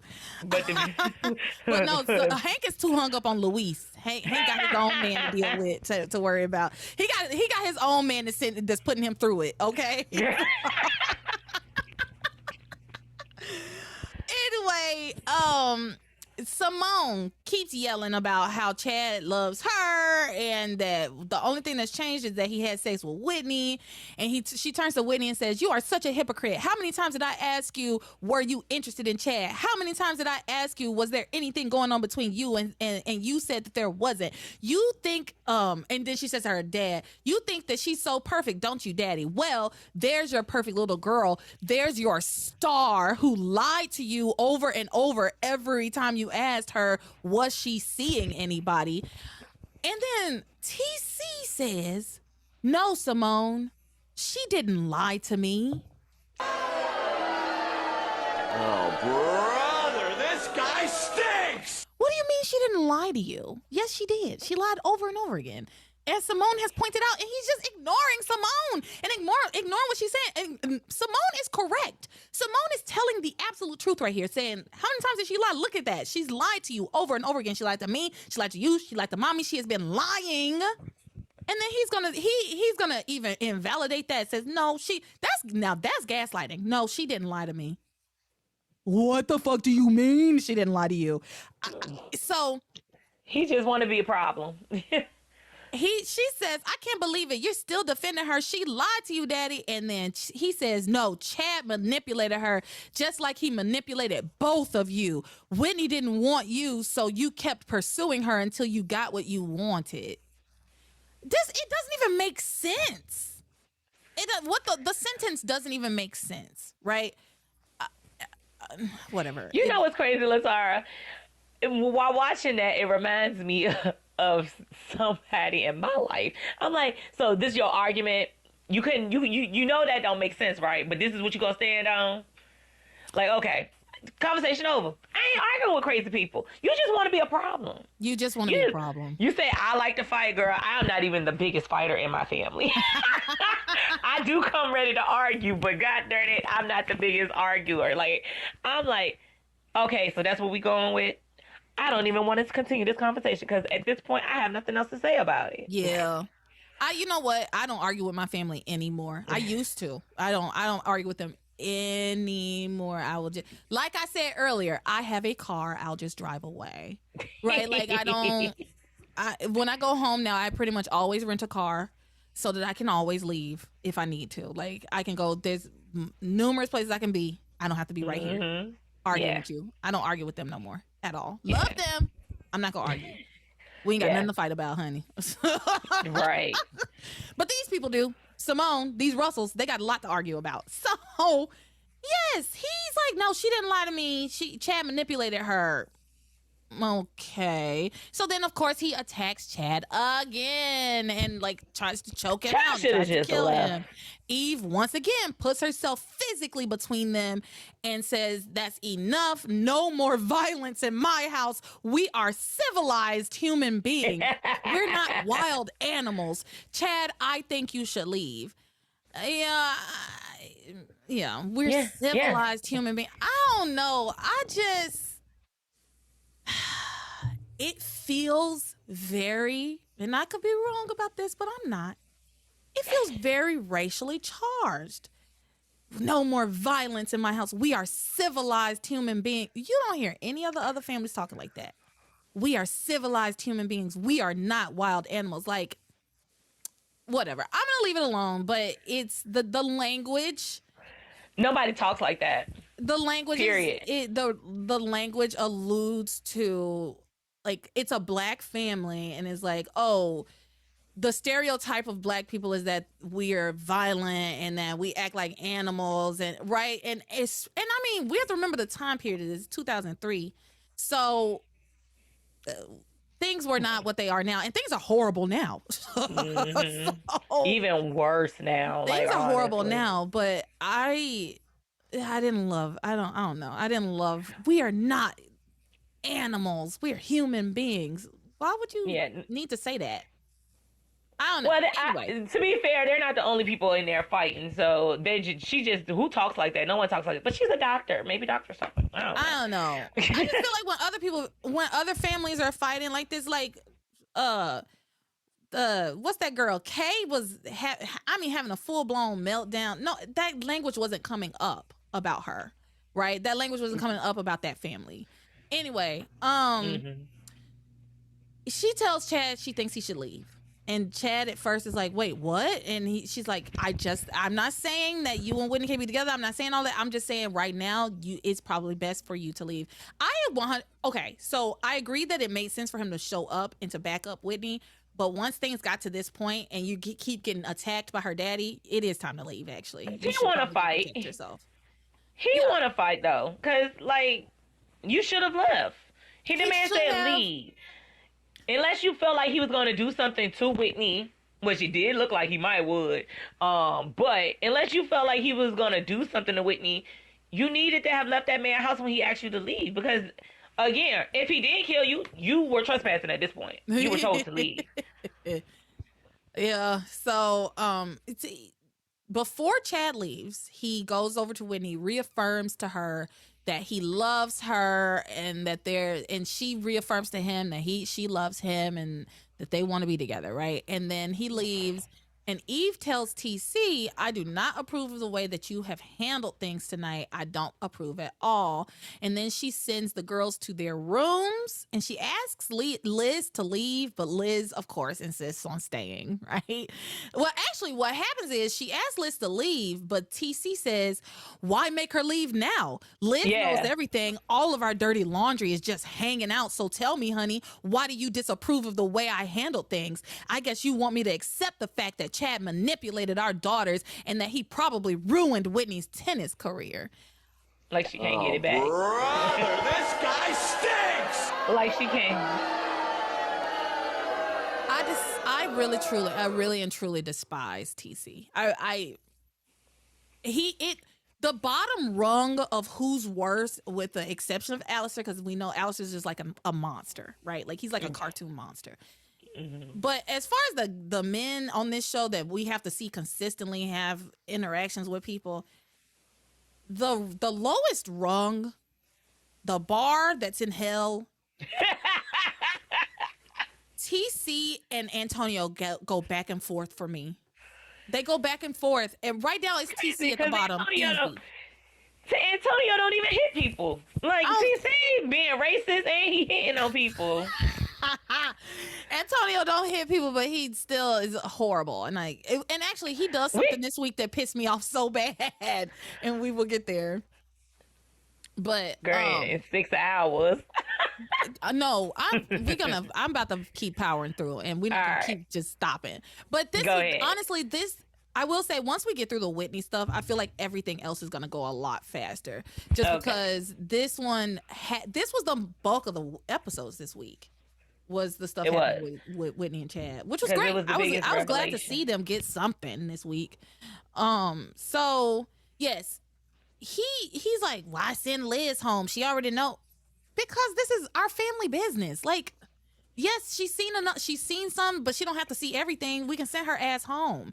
That's his boo thing. That's his little boo thing. To support her. Look, Liz, ain't it right? Look, yes, TC, you were correct. Mm-hmm. I don't understand. He's not home enough to understand what's going on in your household, but those girls need a mother figure that's going to pay attention to them. I can't believe you missed it, Eve. No, that's basically what Liz says to him. Honestly, once Eve goes away, goes back upstairs. But yeah, Eve says to TC that she doesn't believe that Chad manipulated their daughters. And she tells him this is about much more than Whitney's tennis career. This is about the rest of her life. He says, damn it, what about the rest of my life? Oh my God. This guy stinks. What does it have to do with you, TC? What about the rest of my life? I have dedicated all of my life to Whitney's career, to making her a champion. Why the fuck did you do that? You should have dedicated your life to making Whitney happy and making sure that she was healthy and happy and that she wanted the tennis career. Not about you making sure that she becomes a champion, whether she wants it or not. What about what I need? He really said, what about me? What about me? He really said that. Yes, sis. But I didn't like it as much as I liked it when Effie White said it. I don't like it. Cause you're a grown ass man, and like you're like. You're dependent on your child for what? Like, too many things for one. Because, like, her life has nothing to do with you. If you did your job right, she'll be successful and she'll give it back. But I swear, look, now that we're talking about it, I swear his money is tied to Whitney's career. Mm-hmm. And if she stops playing tennis, they really ain't gonna have no house. Look, he's gonna really be the powerful person. I think that part of his portion of what he brings into the household depends on Whitney's career. I think you're absolutely right. And I think for him, he thinks, even though he's not the one playing the tennis, he's not the one on the court, he's not the one winning the money. But because he's her coach, right, he gets to take his cut. He gets to take his part of it, right?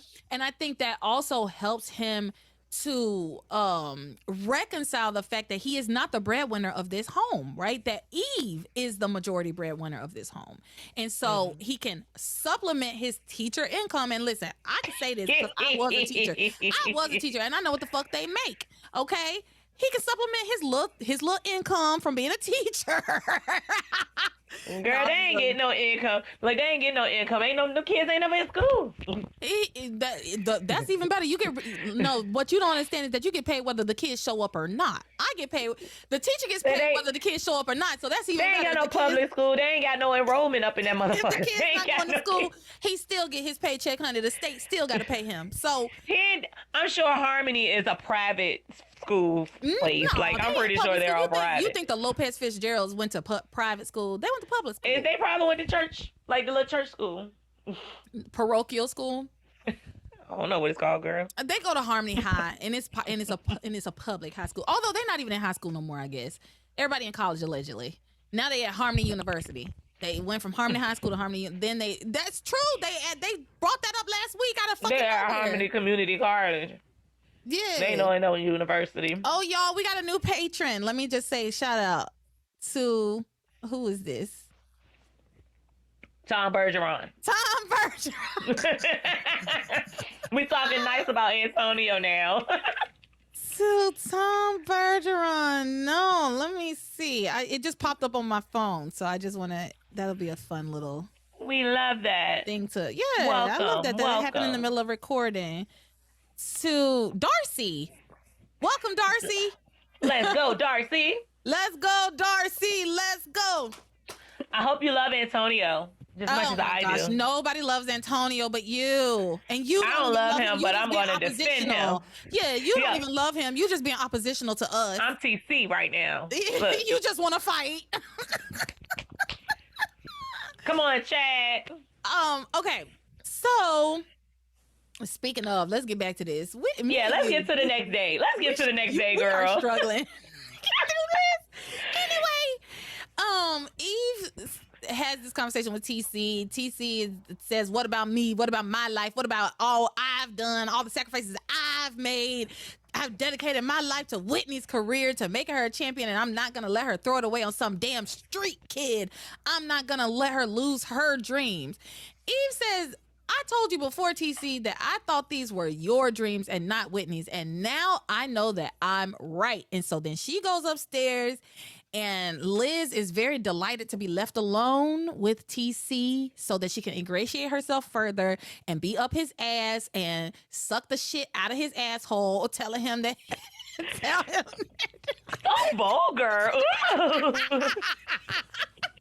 Well, look, we're not kink shaming. Listen, oh my God, she has her head so far up TC's asshole that I'm certain there has to be so much shit in her hair. Like she tells him, she's like, I don't want to say anything bad about Eve. Sure you don't, girl. After all, she's been so wonderful letting me stay in the garage apartment. But I don't think she sees the big picture the way you do, TC. Sometimes a man has to handle things the way he sees fit, even if that means he disagrees with his wife. Frankly, I think you did the right thing. I totally agree with the way you handle it. And then she like pushes up her boobs to him like this. Girl, you need to be on OnlyFans too. So then she's like, let me make you a drink. And he grabs her hand and holds it very tenderly. It's like, thank you for understanding, Liz. I'm glad someone understands my point of view. Meanwhile, Chad is outside breaking their mailbox. It's not important. I just thought it was funny. He broke their mailbox. TC gonna be mad as hell. TC, listen, how funny would it be if TC called Sam to arrest Chad for breaking their mailbox for vandalism, even after he has assaulted that man. Assaulted him all night. All night long. So anyway, she goes to make him a drink. Meanwhile, upstairs, Simone is yelling at Whitney, you slut, you bitch, you whore, you stole Chad with your pussy and whatever. Eve comes in. She sends Simone out. She says, go wait in my room while I talk to Whitney. And she tells Whitney that she knows that Simone misread the situation and that she just was fantasizing about Chad and that she got her heart broken. So basically she's telling Whitney, like, I know what happened here. And she's not completely wrong, but she also, Whitney is not copping to the fact that she has been lying to Simone. And I hate that. And I do hate that. I do. I really, really hate that she put this whole little scheme in place to make Simone believe that Chad was her boyfriend. And she is not catching any kind of consequence for that. Except from Simone, which everybody's telling Simone to shut up. Everybody keeps telling Simone to shut up. And which is why Simone hates this family and they can all go to hell. Because at the end of to send them to hell by joining forces with Kate. She needs to go to the Lennox house. The Little Witch Academy. Girl, that long ass, like Wayward. The Tabitha Lennox Little Witch Academy for wayward girls home and school. Something like that. I can't remember exactly what it was, but she needs to go over there. She needs to enroll. She needs to enroll.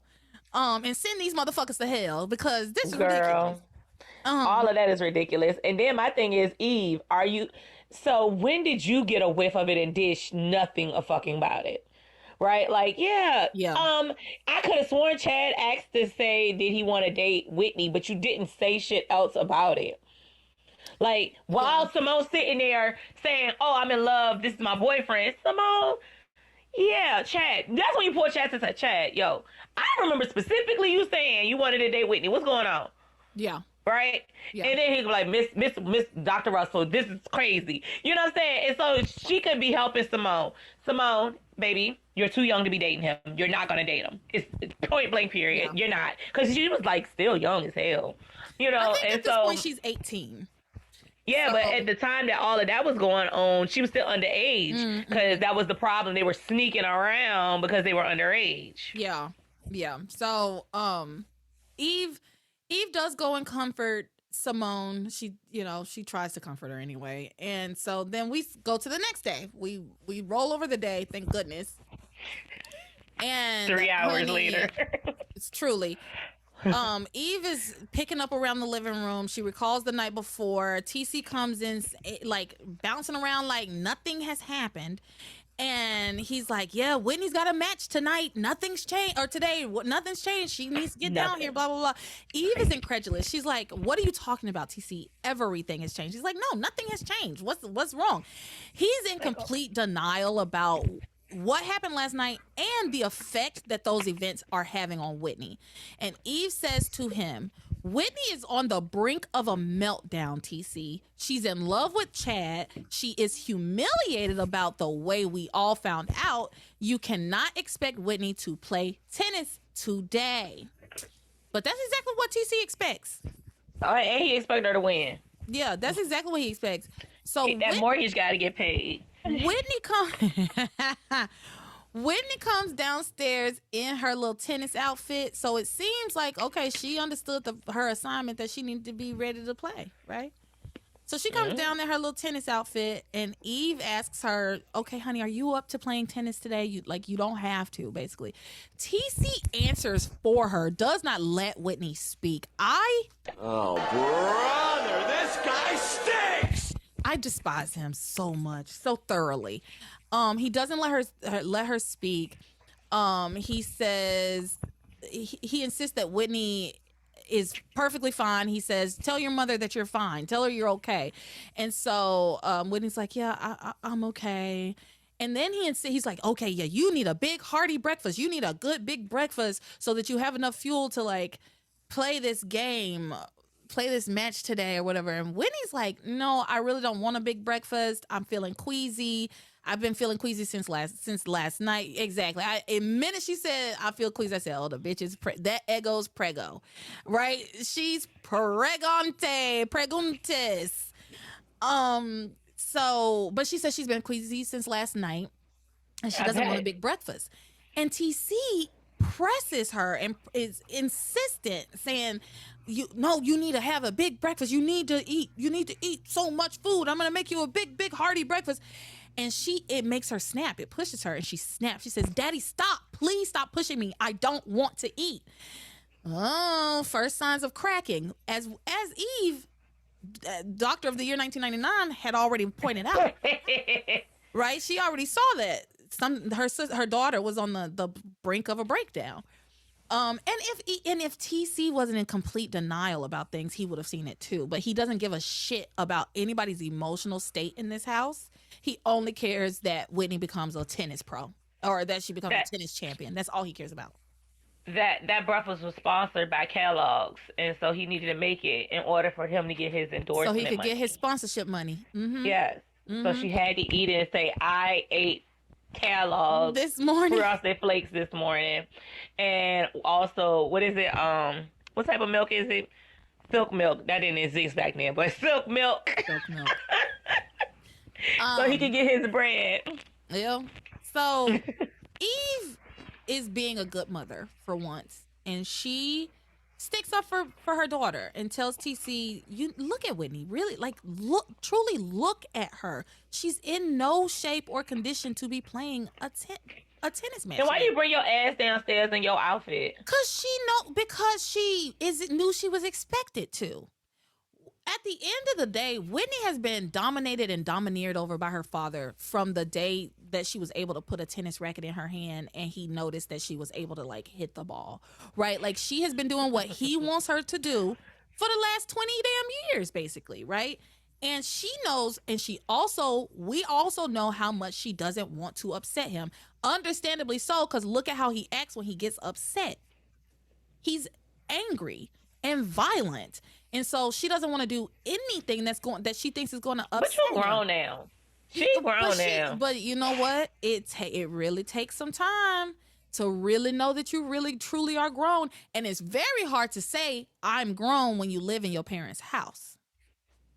That's why you took your ass to college. That's why she needs to leave. She needs to leave. But it's very hard to, like, assert yourself as an adult when you're still living at home, especially, I think it's different if you moved back home after, like, if I moved back home right now at 37, it's like, it wouldn't be hard for me to be like, yeah, I am an adult, and please, I still wouldn't be like, I'm grown, right? Because my mama would still slap me.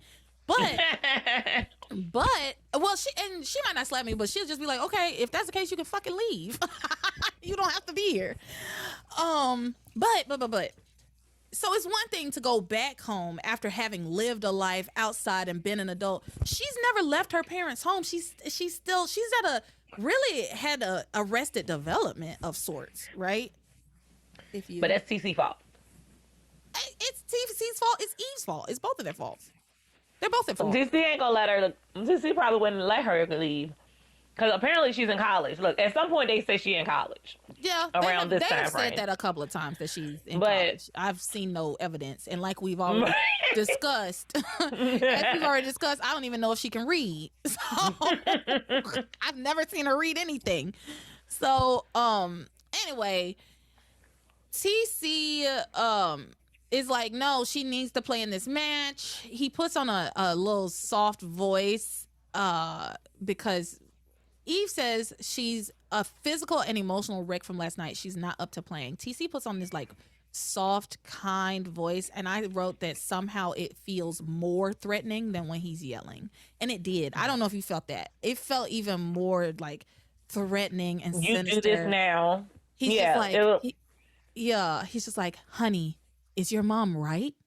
Are you too tired to play in the most important tennis match of your life? Because if you are, just tell me. But you have to realize if you bail out now, it's going to send your ranking right into the toilet. So what's it going to be, sweetheart? Are you going to play or are you not going to play? I didn't do it justice. But it felt threatening. It did. Mm-hmm. It felt like threatening. It did. Whitney says that she knows how important the match is. She's about to clearly say something else. He cuts her off. He's like, exactly. You know how important the match is. So let's go have this breakfast, and we're getting ready to go. He just steamrolls over Whitney's clear discomfort, saying like, yeah, let's just go. Eve then says, Whitney, are you sure about this? I don't want you to feel pressured into playing if you don't feel up to it. There is no shame in saying no. TC doesn't let her answer and yells at Eve. Damn it, Eve. Why don't you just stop it? Why are you trying to destroy our dreams? Psycho. You married him. Divorce. Why are you trying to destroy our dreams? You just heard Whitney say that she's ready. She's ready to play. Her mind is back on track. She's forgotten all about Chad. Chad is out of her life for good. Whitney says, no, Daddy. No, he's not. I love Chad and I can't forget about him. TC is like, no, sweetheart, we've already been through this. Well, you're not fucking listening. That's why we keep having to go through it again. Telling me we've already been through it. I know we've been through it. I keep motherfucking telling you I love Chad. I want to be with Chad. And you keep coming back around and saying Chad's out of our lives. He's not, bitch. He's not out of our fucking lives. And so for you to come back at me talking about we've already been through this, you goddamn right. We have already been through this. But you won't motherfucking listen. I can't stand him. Oh, brother, this guy stinks. Woo, you look stressed, girl. You turning red and everything. You stressed. I can't stand him. He triggers me so bad. I find him very, very triggering. But he says, we've already been through this. You can't have it both ways. I told you that Chad is nothing but a user and a punk. So just forget about him and just come with me. What? We have a match to win. Come on, let's go. Eve sets him straight. She says, you cannot be serious. I said, okay, yes, come on, baby. Come on, girl. Come with it. Stand up for your daughter. She says, you cannot be serious. Are you going to stand here and tell me you can't see how upset this child is? Yeah, exactly. You can see it. You're just ignoring it. And she's your child. I would think you would care about her emotional well-being right now and that she's not doing well. She's not doing well. And as a matter of fact, why is everybody so fucking worried about Whitney? Y'all need to be worried about Simone. She's the one that got hurt the most. Well, they don't care. They don't care. They don't give a fuck. Which is why Simone is hurt. That's the biggest reason why Simone is hurt. They don't give a fuck about Simone. So she's like, you gonna stand there and tell me you don't see how upset she is? And TC says, well, she's going to be more upset if she misses this match today and is kicked out of the circuit, which is exactly what's going to happen if you're a no-show. Now, come on, Whitney, get your coat and let's go. Eve says, no, TC, she is not going to play tennis because I forbid it. Again, nobody, we need to hear Whitney's voice in all of this. TC says, I know that you're upset about what happened last night, but she's going to be fine once she gets out there on the court. There's too much riding on this for you to blow it now, Whitney, so come on. She said, TC, I said no. Whitney's emotional health is far more important than any tennis match. She's not in any shape to play tennis or anything else. She's not going, and that is final.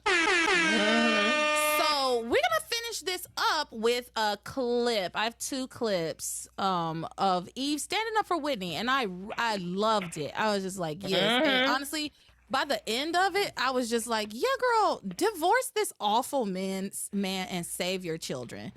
They say you only get to choose your husband and your spouse. You only get to choose your spouse. You don't get to choose nobody else. Yep, that's true. The only family member you get to choose is your spouse, and you can choose to let him go.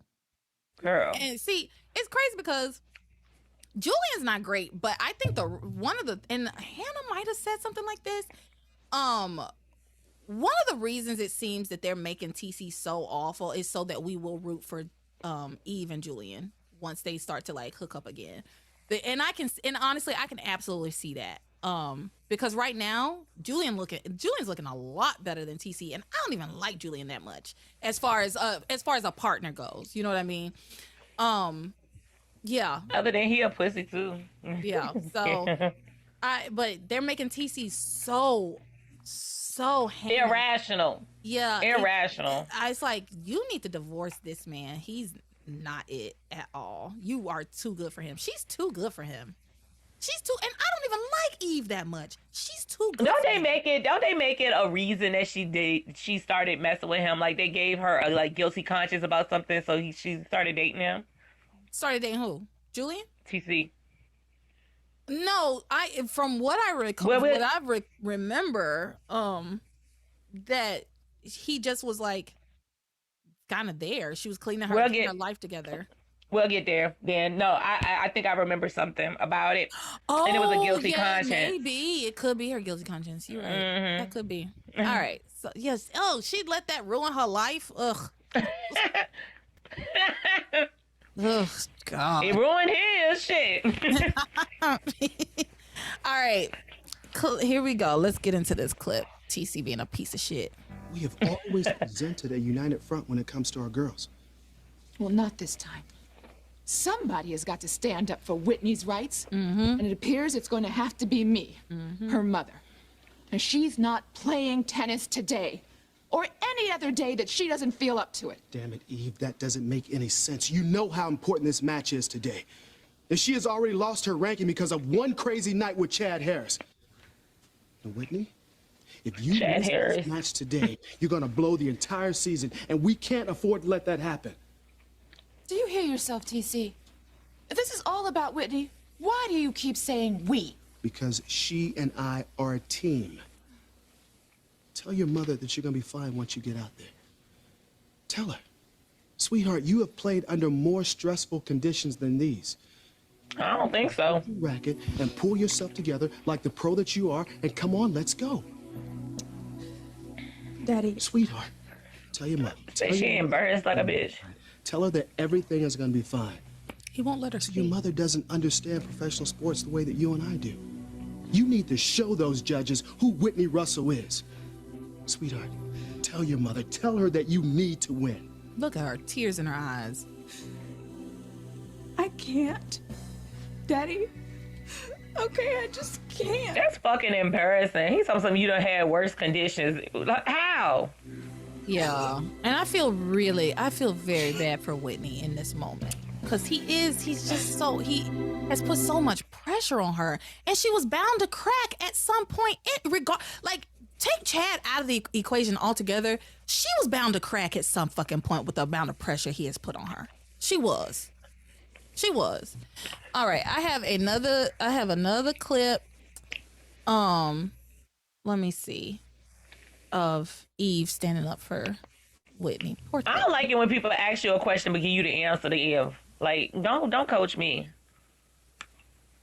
Yeah, I don't. Like, tell your mom, right? You like it, right? No, I don't like it. Leave me alone. But I'm gonna say I do because I don't want to get in trouble. Yeah. All right. Here we go. Don't hate me, Daddy, please. I just can't do it today. Whitney, you can do this, okay?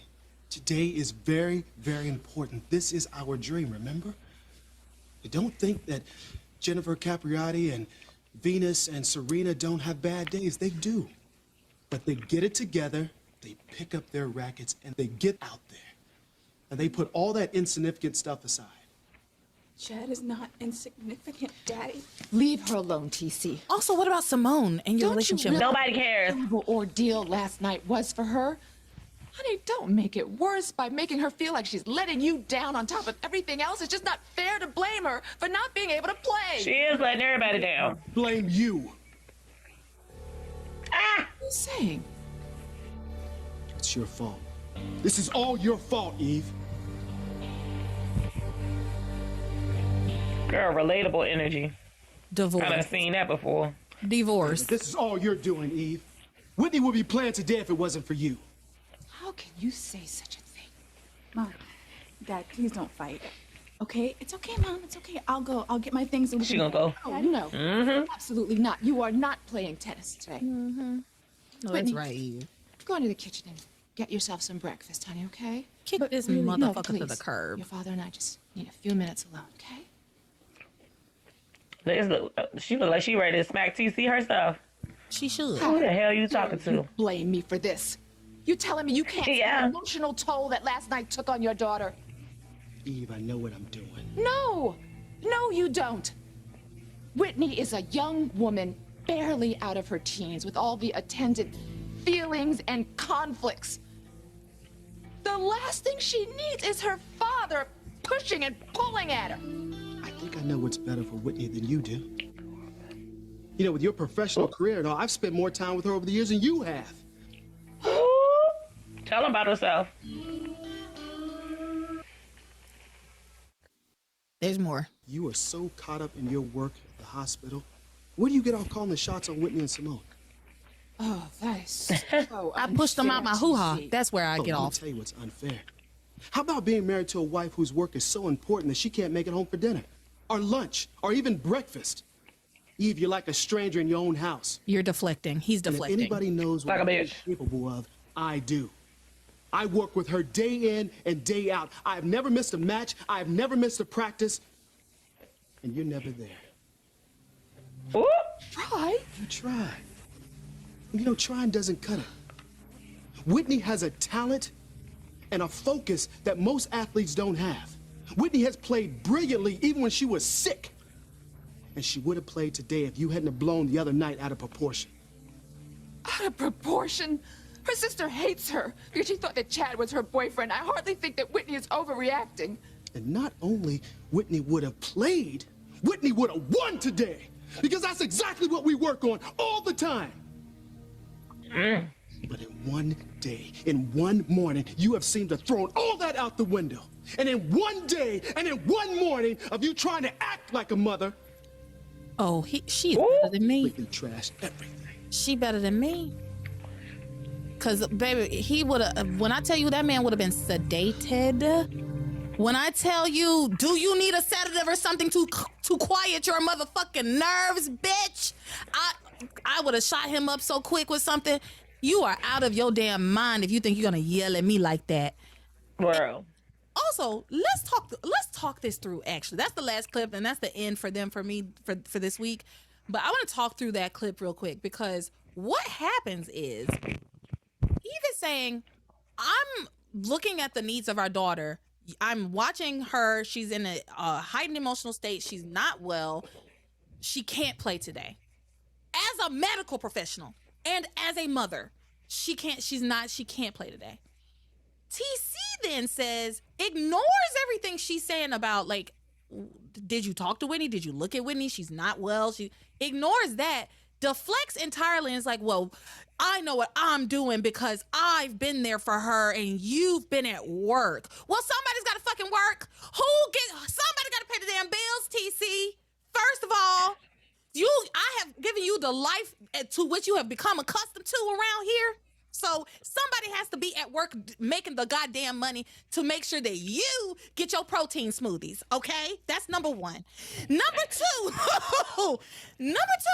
I don't appreciate that he knew exactly where to hit Eve where it hurt, right? Like that he knew that saying or talking about her not being a good mother or basically calling her a bad mother was going to be very hurtful to her, and that she already does feel a certain type of way about the fact that she doesn't get to spend as much time with her family as she would like to.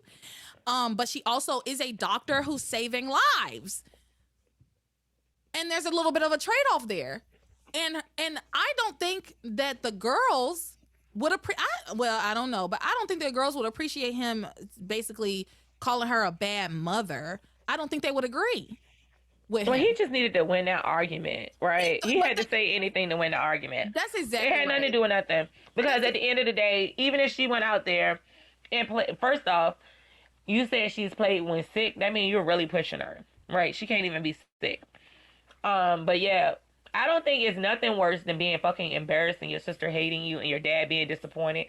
And you probably didn't get to finish your nut last night because your sister walked in. Your man mad. Like, that's a lot of mental stuff going on regardless. Like, so she can even go play. But, bitch, I know I'm going to miss that ball because I'm going to be like, damn, they really caught me. Like, you know what I'm saying? Like, you ain't going to be at your best because you're going to be like, dang, you'll be swinging and you're going to miss it because you had a brain fart because you thought about what happened last night. Yeah. So I don't understand why he's so gung-ho. All he cares about, like, she gonna win. In his head she was gonna win because he was gonna force her to, right? He's like, I'm gonna be so awful that she'll be too scared to lose. That's basically what he does, right? He has terrified her into winning. That's what he has done. And okay. And to your point of him just wanting to win the argument, I 100% agree. And he didn't win the argument because he started arguing about something different. That frustrates me more than anything when I'm arguing with somebody. Because I have ADHD. And so we need to stay on topic. If we don't stay on topic, we will end up way, way, way off somewhere. We have to stay on topic, because if we don't stay on topic, then what I need to say is not going to get said, right? So that irritates me when we're having one conversation or one argument about one thing, and you decide to bring up some other shit, some different shit that doesn't have anything to do with this right now. And now I have to readjust my brain to talk about that when no. And then I will forget the point I was trying to make. Okay. That's the point. But that's the point. That's the point. I'll forget the point that I was trying to make. And I hate that. So I was immediately, I would be like, no. We're talking about Whitney. We're not talking about my job schedule, my work schedule. And frankly, I don't appreciate you insinuating that I am a bad mother and that I haven't been around for my daughters and for my kids or for you, because I make as much time as I possibly can for you. And he could argue that's not true too, because you always over got darn Ivy in them house and you everywhere else, regardless on whether it's a medical emergency or not. But you ain't never came to these games. Honestly, she said she tried. She comes to. I saw her at that match where Whitney lost. She goes to some at least. It was Thanksgiving. Hell, I ain't even seen Whitney at no damn matches. I haven't even seen them. So, they ain't no telling what they be out there doing. So, but yeah, that frustrated me because I despise, and this is the other thing too. Just because a parent is present does not make them a good parent, right? Being present is part of it, right?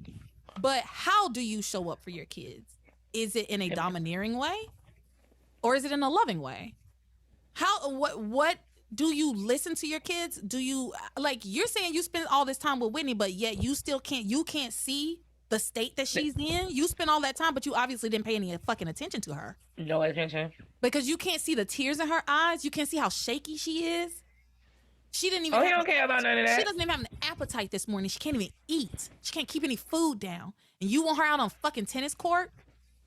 And the tennis is more important than her emotional state. The tennis is more important than her health. The tennis is more important than Simone upstairs. Probably. Oh, they ain't thinking about Simone right now. But Simone. It's all more important. What he wants for Whitney is more important than what Whitney needs.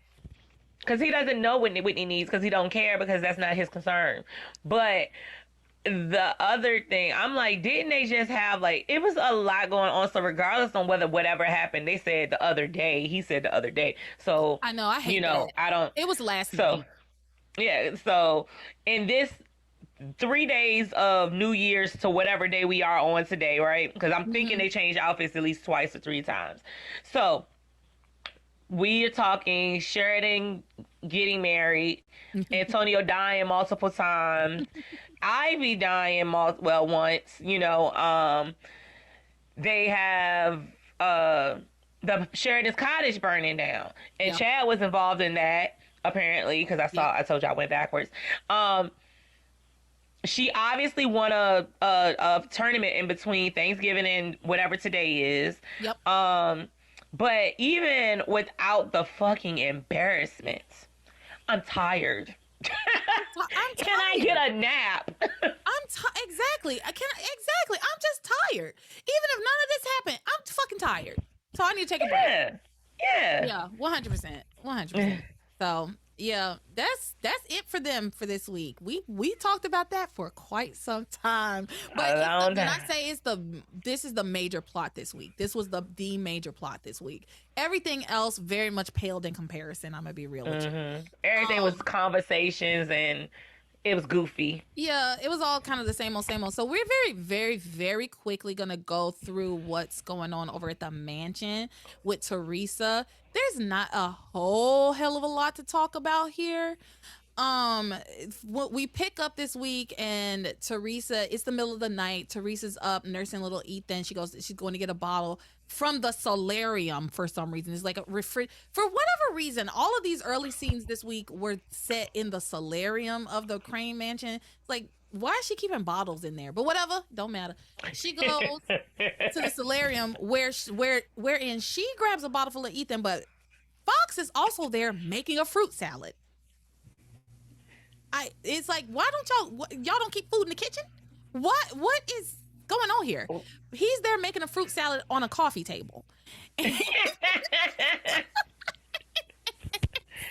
maybe they growing. Maybe that's that's their fresh food area. She milks out there. It's not even important. It's just, again, one of those little passions things that's just like, why did y'all set this here? Rich people don't go in their kitchen, they say.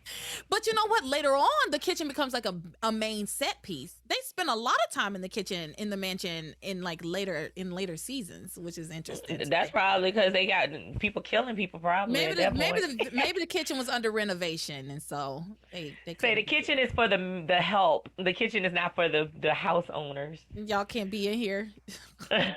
So anyway, he making his fruit salad. He said he couldn't sleep because he's worried about whatever Julian and Rebecca have up on Theresa, because they have been hinting for weeks at this point, honestly. Only a day or so in the show, but for weeks for us, that they have something on Theresa that's gonna blow her out of the water, and they're gonna get rid of Taco Cita and send her back to the barrio. Back to the barrio. Oh my God. Back to the barrio. Girl, the way that Julian said it, oh my fucking goodness. It was because it was like, you hear the other people say it all the time, but when Julian said it, I was like, oh, that sounded gross.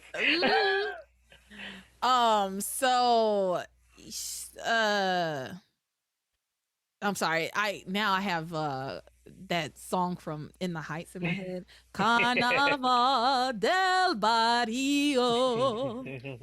I love that. We don't need electricidad. Get off your batabanza. I'm sorry. Anyway, your voice is amazing. Oh, thank you. It's like it's the one thing I can do. I told somebody recently who said something about my voice. Oh, it was a friend of mine. I was on the phone. And I just like randomly sang something, and he was like, man, I always forget how good you are, how beautiful your voice is, and how good of a singer you are. And I was like, yeah, I mean, it is. I can do one thing really well, and it's that. And it's that. A lot of good it's doing me. Look, when you apply, look, I haven't seen you post anything about your CD, your EP. I did post. You posted once. I'm gonna tell you, as somebody who sidebar, look, we're gonna be here for 6 more hours. Sidebar, as somebody who's been like making content and stuff, people don't see it once. They see it 6 days later, a week later, 2 weeks later.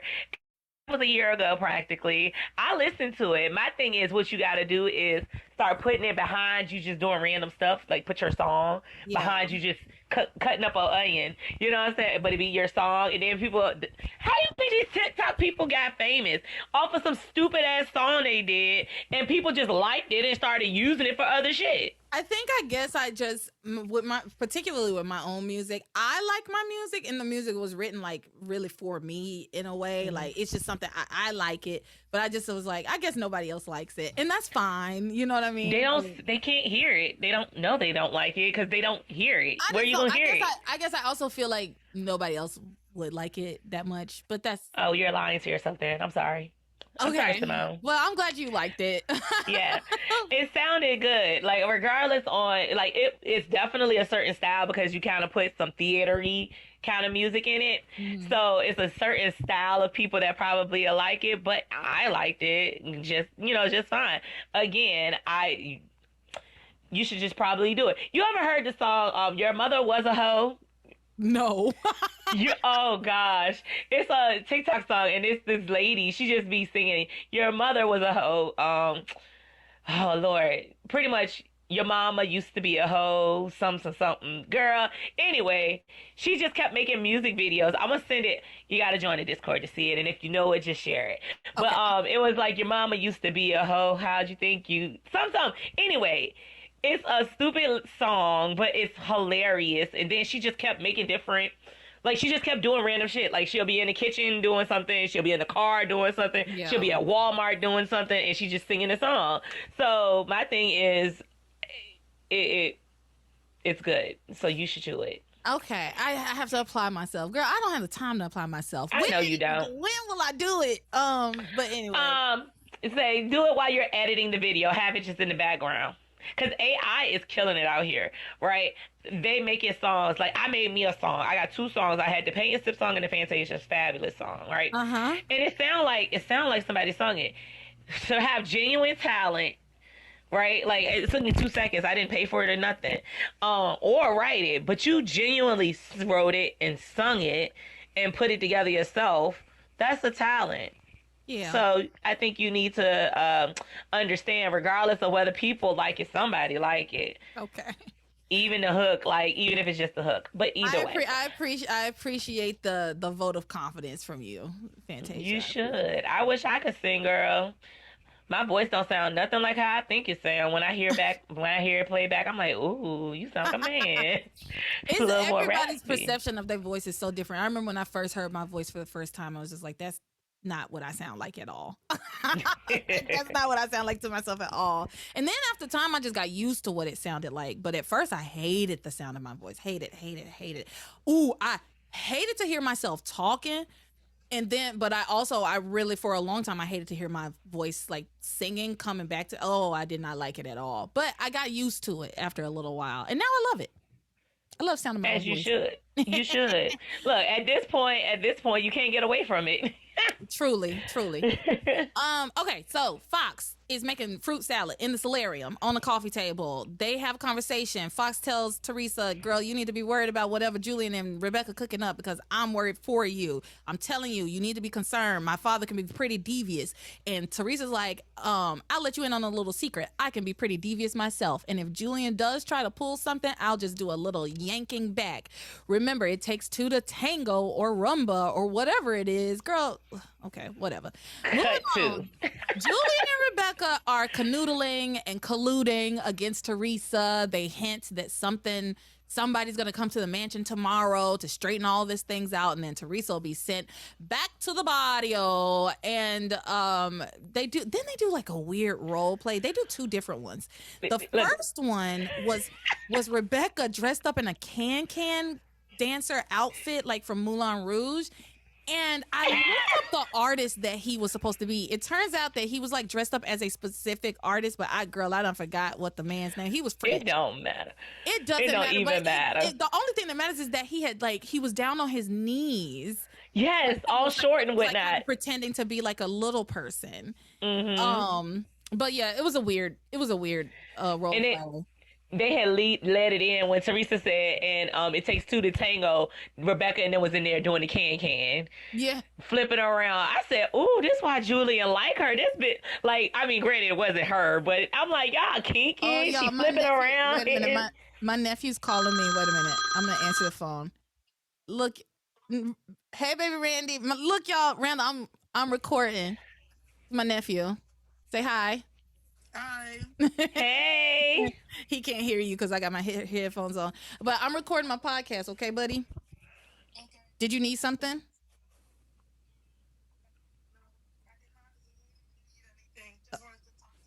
Oh, okay. Aww. Love you. I'll call you later. Bye-bye.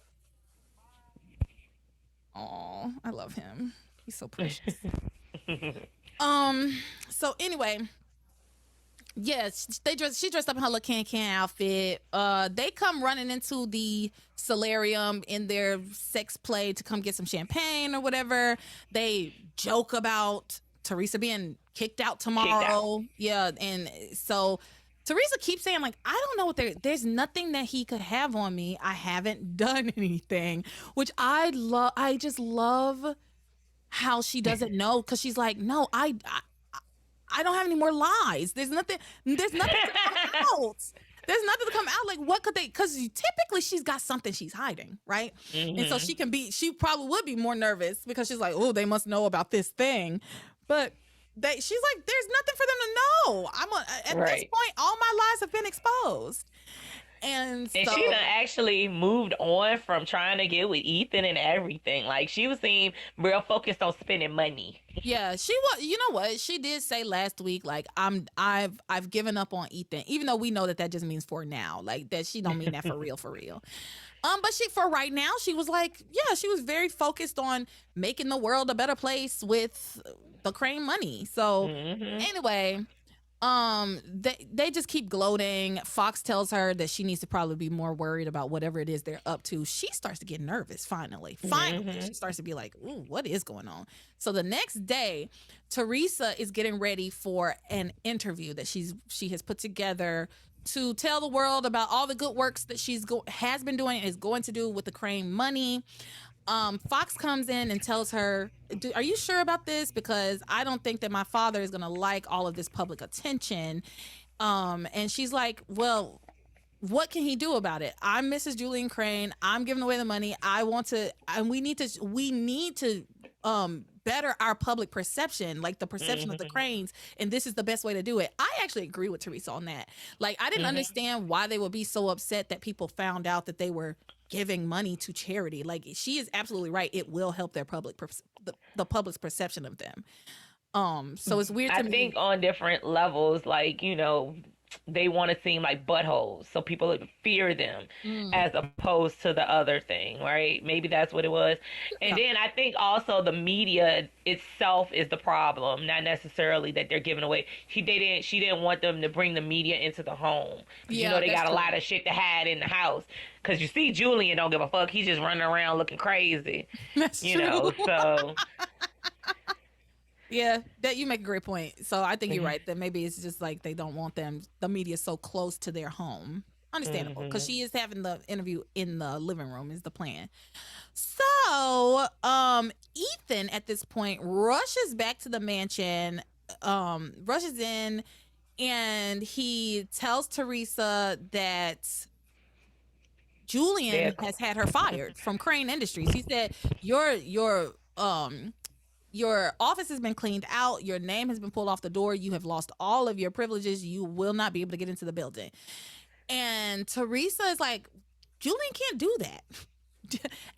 Alistair appointed me, and Julian cannot do that. So she goes downstairs and confronts Julian and Rebecca. So good. She marches in, and this might be in the clip. I think it is. She marches in, and Julian and Rebecca have 2 champagne flutes. They're about to cheers each other for a job well done and drink their champagne. She walks in, marches in, grabs both flutes, and just throws them at the fireplace, just like slams them against the fireplace, and just like, who dares to fire me? Like, so good. So he tells her that he is the president of Crane and he can fire whoever he wants, fire and hire whoever he wants.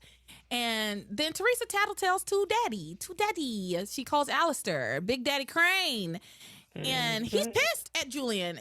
And so Julian then insists that Theresa isn't his wife. So I have this clip, and I think all that I just said was in there. But Theresa is not a Crane. While you pull that up, we'll be glad to know that Trish still has a job, because Ethan said Trish said that they fired her. They're not gonna let Trish go. Trish is a loyal Crane employee. So yeah, but I'm glad Trish still has her job, and I'm sure she was happy to pack Theresa's shit up too. I'm sure she was. Right. Like, yeah. Look, because I'm like, I thought Fox was her assistant, right? So they just playing with Trish's position. Well, she treated Trish so badly at Ethan and Gwen's wedding. Remember when she was like, "You need to get here with those papers or whatever. You're gonna lose your job." And then Julian pulled the same crap. She's like, you know what? I'm sick of these months. She said, fuck these Cranes. Fuck them. All right. So here we go. Let me turn this up. Hopefully it's not too soft. You hear that? I can hear it. Theresa's imminent demise. Yes. Goodbye, good life. Hello, gutter. What? The baccarat! What is Fox doing? Why did Fox kick it? What did he do? What is that? Wait, I'm gonna go back because that was so funny. Hello. What did he do? Is he kicking the furniture? Like, what is he doing? Oh, the baccarat! Get off firing me, Julian. Oh, that. Well, it's really quite simple. I'm president of Crane Industries, and as such, I can hire or fire whomever I please Whenever I please. These people are Trust me, my skinny. little albatross. It pleases me greatly to bid you adieu. Oh, that would be adios in your case. Shut up, Rebecca. And you, Julian, you listen up. In case you have forgotten, your father, Alistair, is chairman of the board, and he can override any decision that you make. And that's exactly what he's gonna do.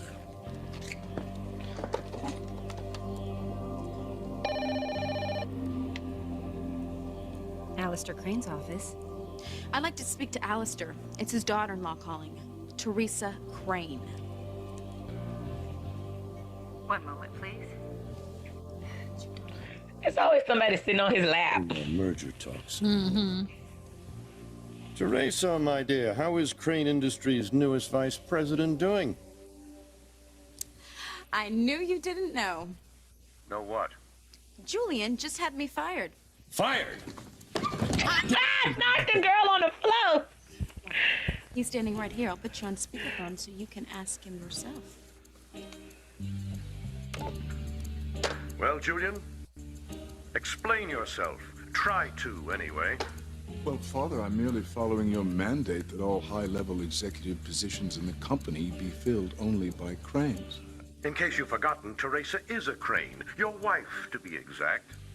Well, I understand where you're coming from, Father. Then apologize to Theresa for your pathetic little power play and make her feel welcome as a Crane vice president. Well, I'm afraid I can't do that, Father, unless you relax your rule about Cranes only having the top spots in the company. Is your brandy-soaked brain not hearing me, Julian? Theresa is a Crane. Actually, she isn't, Father. As it turns out, Theresa isn't a Crane at all.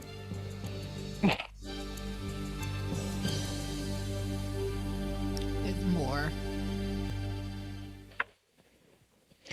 You are my passion for life. Theresa's not your wife. What the hell are you talking about? Yes, Julian. Are you as drunk now as you were when you married me?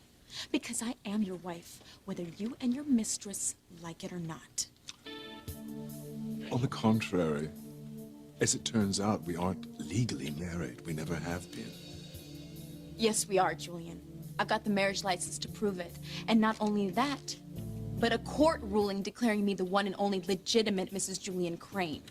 Well, there's a ruling that will have to be overturned. Oh, dream on, Julian. I have paid dearly for the dubious privilege of being your wife. Instead of getting you to adopt Ethan and give him his life back, you got me drunk, you got me pregnant, and you ruined my chance at getting him back. You're letting... Why bring that up? I lost Ethan all because of you. You lost Ethan because you lied to him over and over and over again. Don't try to take the high road, Rebecca, because this little scam that Julian's trying to pull has your hoof prints all over it.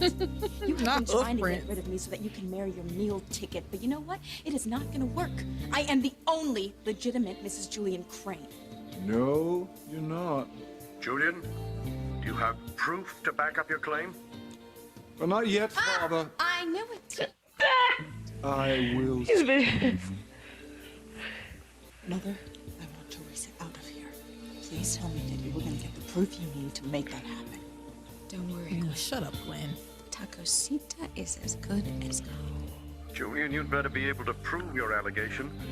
Because if you don't, you'll be the one who gets fired and kicked out on his backside. Okay. So there's that. After that, Alistair tells Julian that his proof better be irrefutable. He'll be out. Right? It says you'll be out on the street, and you know where that leaves you, Rebecca, fighting the pigeons for crumbs in the Lighthouse Park.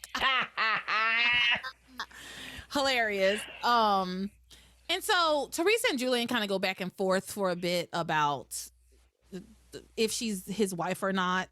And she says, you're the lowest of the low, lying this way, trying to make it seem like our son is illegitimate. You know, how dare you malign an innocent baby? And Julian says, unfortunately, little Ethan, like his namesake, is a bastard. Yeah. Unfortunately, I wish that could be the episode title. It can't be, because the bulk of this week has to have something to do with like Whitney and everything. But that was such a good line.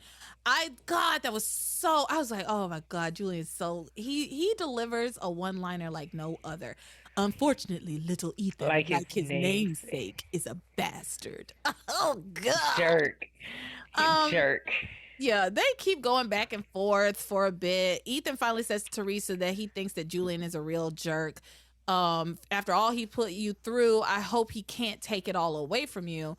Gwen pulls him away from Theresa because he goes to talk to Theresa specifically to tell her that he hopes that she can stay Mrs. Crane and that Julian is being a jerk to her, right? Gwen pulls him away and says, why do you still care so much what happens to Theresa? Because she's mad. She's like, what? She's upset with her man. I don't know why she is, because you know that man loves Theresa. Bad. Has it bad for Theresa.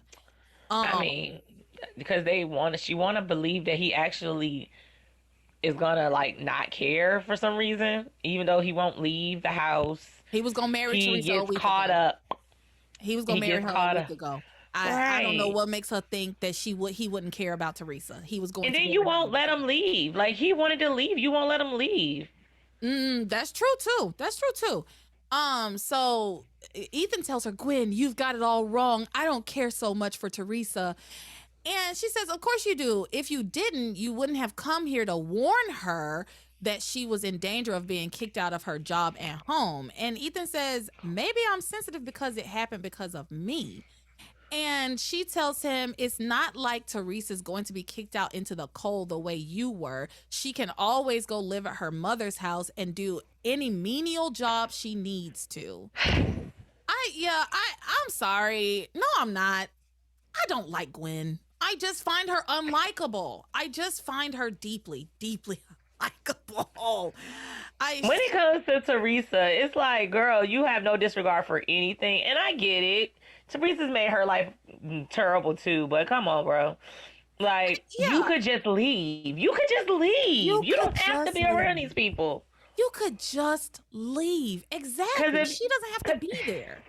Because the scam is that your mama told you not to leave so y'all could wiggle y'all and scheme your way back into Crane Fortune 2 double time, I guess. I don't know. No. It don't make sense for him to adopt Ethan. Like, why don't you adopt a grown-ass man? Just the way she was like, Theresa's, she can go back to her mother's house and she can work any old menial job. Like, shut up.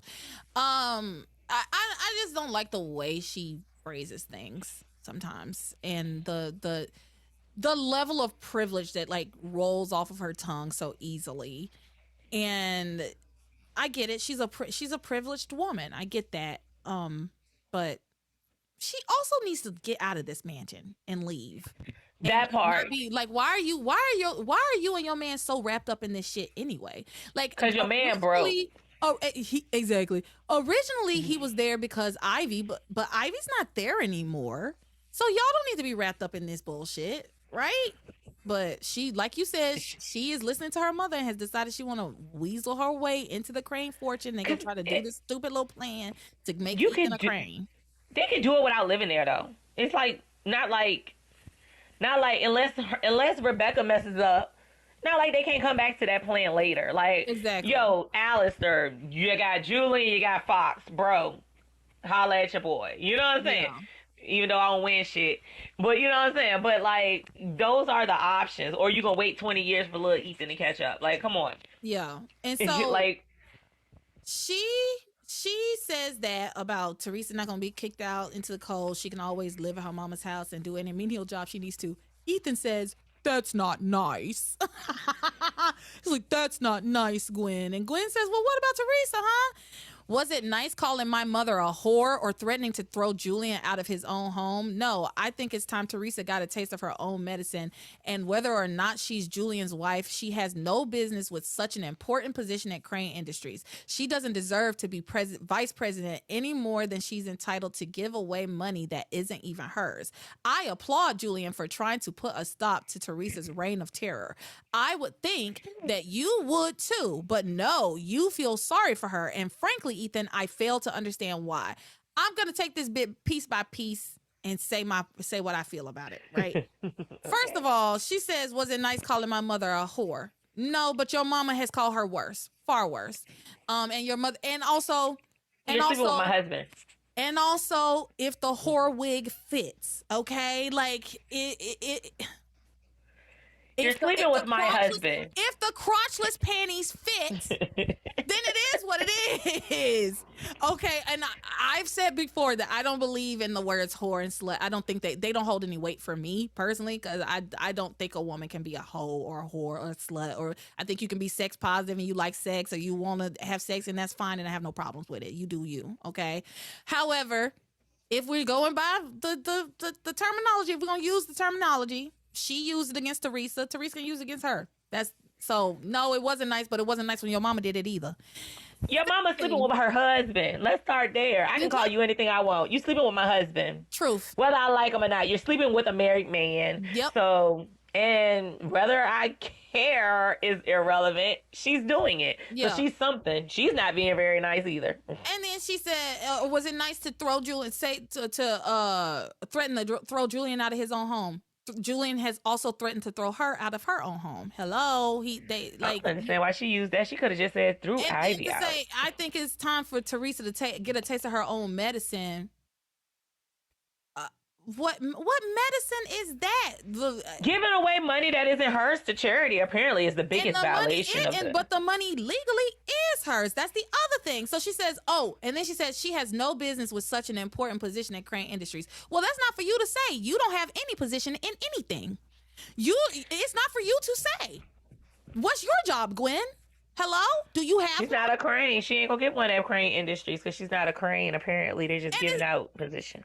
And whether Theresa is qualified or not can be litigated. Of course, obviously, the girl just barely graduated from high school, but Alistair is in charge, and Alistair has deemed her fit, and it's his motherfucking business. So what place is it of you, a person who is squatting in her home, and going to continue to squat too, to say that she has no business with an important position in Crane Industries? You're not a motherfucking Crane. Neither is your fucking husband. Y'all don't have a say. You don't get a say. You're not a Crane. Next part is she doesn't deserve to be vice president any more than she's entitled to give away money that isn't even hers. The money is hers. The courts have already said that this belongs to her as well. Julian married her, and as asinine and as dumb as it is, she has access to the money. Okay, so which is crazy. How they got access? Everybody got access to the Crane money apparently. Yeah, because Ivy was still spending money. And then I applaud Julian for trying to put a stop to Theresa's reign of terror. Her reign of terror of trying to eradicate cancer. Her reign of terror of making scholarships. Her reign of terror of giving away money for homeless youth. Her reign of terror, like the reign of terror that is helping social causes that help regular everyday people. That's the reign of terror. I'm sorry. She don't do it for me, honey. And then talking about, I think you would too, but no, you feel sorry for her. And frankly, Ethan, I fail to understand why. You really fail to understand why the man was about to marry her? Not only that, he left your ass the first time for her. And the second time. He left you hours before y'all was supposed to get married. What do you mean you fail to understand why he cares about Theresa or what's going on with Theresa? He loves that crazy bitch. He loves her. Ooh, it was something you just said. I don't know which scene I was watching, and I was like, men love crazy bitches. I don't know what was happening on the show. We'll get there probably, but I'm like, they just love these crazy bitches. Yeah. Like, men are stupid. They love the craziest. The craziest of the crazy are the ones that they like. I can't even say. I don't think of myself as crazy, but maybe, look, and that's why you ain't got no man. You got to act more crazy. I want to be clear. I don't have a man fully and completely by choice. I'm sure, but if you acted crazy, you'd have them all, girl. You can have them all. That's how my crazy that's how my crazy presents itself. Is that I don't want a man like no. That's not true. I would love to have a loving, kind, compassionate partner in life. I would.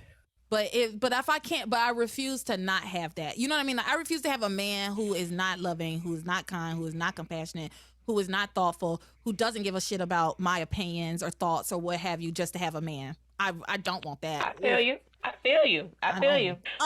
So anyway, that's me picking apart Gwen, because that's what I do here. Sorry, Maria. Anyway, so I'm sure we'll get Maria's rebuttal in an AI video or something. that look, she is killing it on there. I can't figure out AI that well. She got a whole little cute thing going on. It's something you have to like really like dedicate a bunch of like time to try to get it right. Yeah, because it took me 2 hours for that stupid video that I put together for Antonio, and it was like that 2 was minutes. So funny. Okay, so anyway, I think we're at the whatever. Sorry, cut that. So moving on, Theresa starts to get worried because Julian is saying that he has proof, and the proof will be here soon, that she's not going to be Mrs. Julian Crane very much longer. So she goes and gets her wedding license or her marriage license and consults with her legal aid, Ethan, and about the legality of her marriage. And he's like, yeah, no, as far as I know, that's legit. Y'all are married. I don't know what he's talking about. Because of course he doesn't know anything ever. And so she's like, he can't stop me from being a Crane, can he? Whatever. And he's like, since when did the title of Crane mean so much to you? And she's like, well, I've wanted to be Mrs. Crane since I was a little girl all my life, but I wanted to be Mrs. Ethan Crane. And then she says, but you know what? The day that I found out that I was married to Julian was the second worst day of my life. And the worst day was when I realized that I was pregnant by him. He had gotten me so drunk that I don't remember the ceremony or what happened afterwards, but something good did come out of that awful trip. My son. He is my life. He's my reason for getting up in the morning. He's my reason for being, and he's my reason for wanting to stay mistress of this house. If it weren't for little Ethan, I would tear this marriage license up right now, but I won't, because I want him to have everything that I never had: the power, the money, the privilege, that the Crane name will afford. There is one thing that would get me to throw it all away: you, Ethan. So she loved Ethan over her son, to be honest. She said, there's one thing that would get me to throw it all away: you. If you told me that you and I could be together after all, I would go upstairs and get little Ethan and we'd walk out that door, you and me and him, and I would never look back. Just say the word. Ethan says to her, yeah, no, I'm not doing that. She's married. Yeah, he's married. He's married and has got a baby on the way. Crazy. Yes. Lovable lunatic. My lovable lunatic. I got my little Theresa bracelet on. Crazy lady. She crazy. Yeah, she is crazy. She is. He says, yeah, no, I'm not doing that. And then she says, well, then I'll have to do everything in my power to hold on to what I do have, even if that means staying married to Julian. I will fight tooth and nail for my son because he is all that I have left.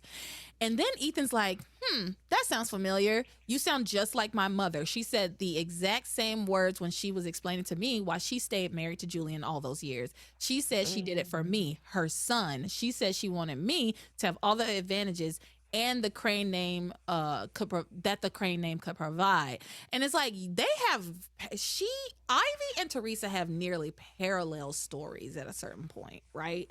Like, and they keep drilling it in us. Like, they want us to understand that somewhere they're gonna make this a thing. Like, Fox and Gwen have a conversation.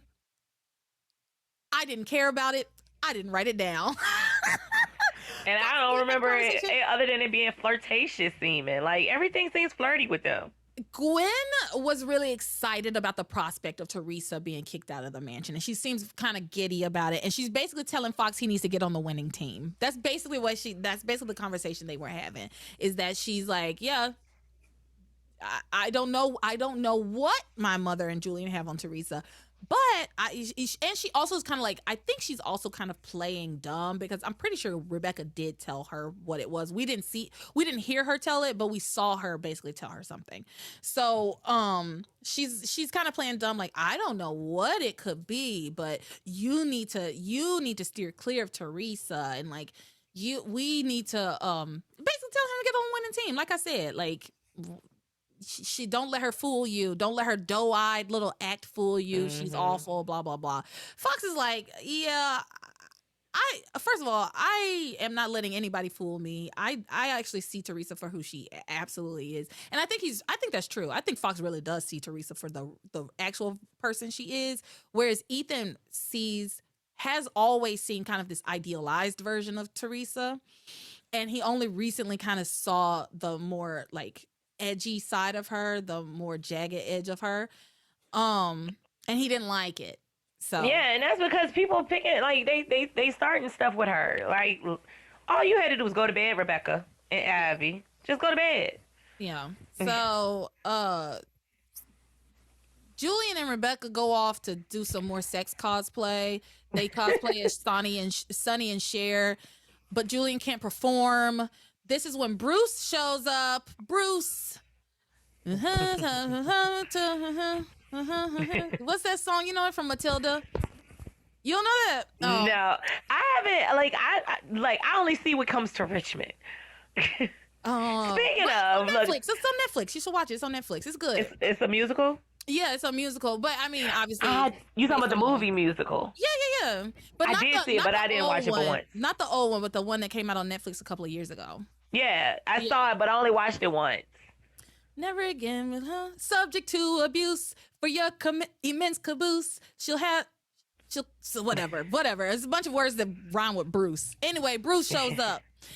And he says he's got the goods on Theresa, so we will find out what's going on there. Meanwhile, Theresa starts her interview talking about donating the cream money to charity, and that's it. That's all I have, because I have to pee, so we have to finish this real quick.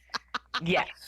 Fantasia, that's it. Do you have anything to add before I go pee? I didn't tell the whole world your business. I have nothing. I don't know. I might, but not right now. We can talk about it another time, probably when I think about it. Okay, where can people find you on the internet? They can find me on Facebook, Fantasia Jones, Party Fair Productions, and where else they can find us? We sometimes in the Discord as well. Yeah, come to the Discord. So you can. You're gonna find us at the watch party. Yeah, you're gonna find us at the watch party. Find me on the watch party on the Discord, patreon.com/passionspodcast. Sign up for whatever tier you find most agreeable. And with that, you are my passion for life. And now I have to go.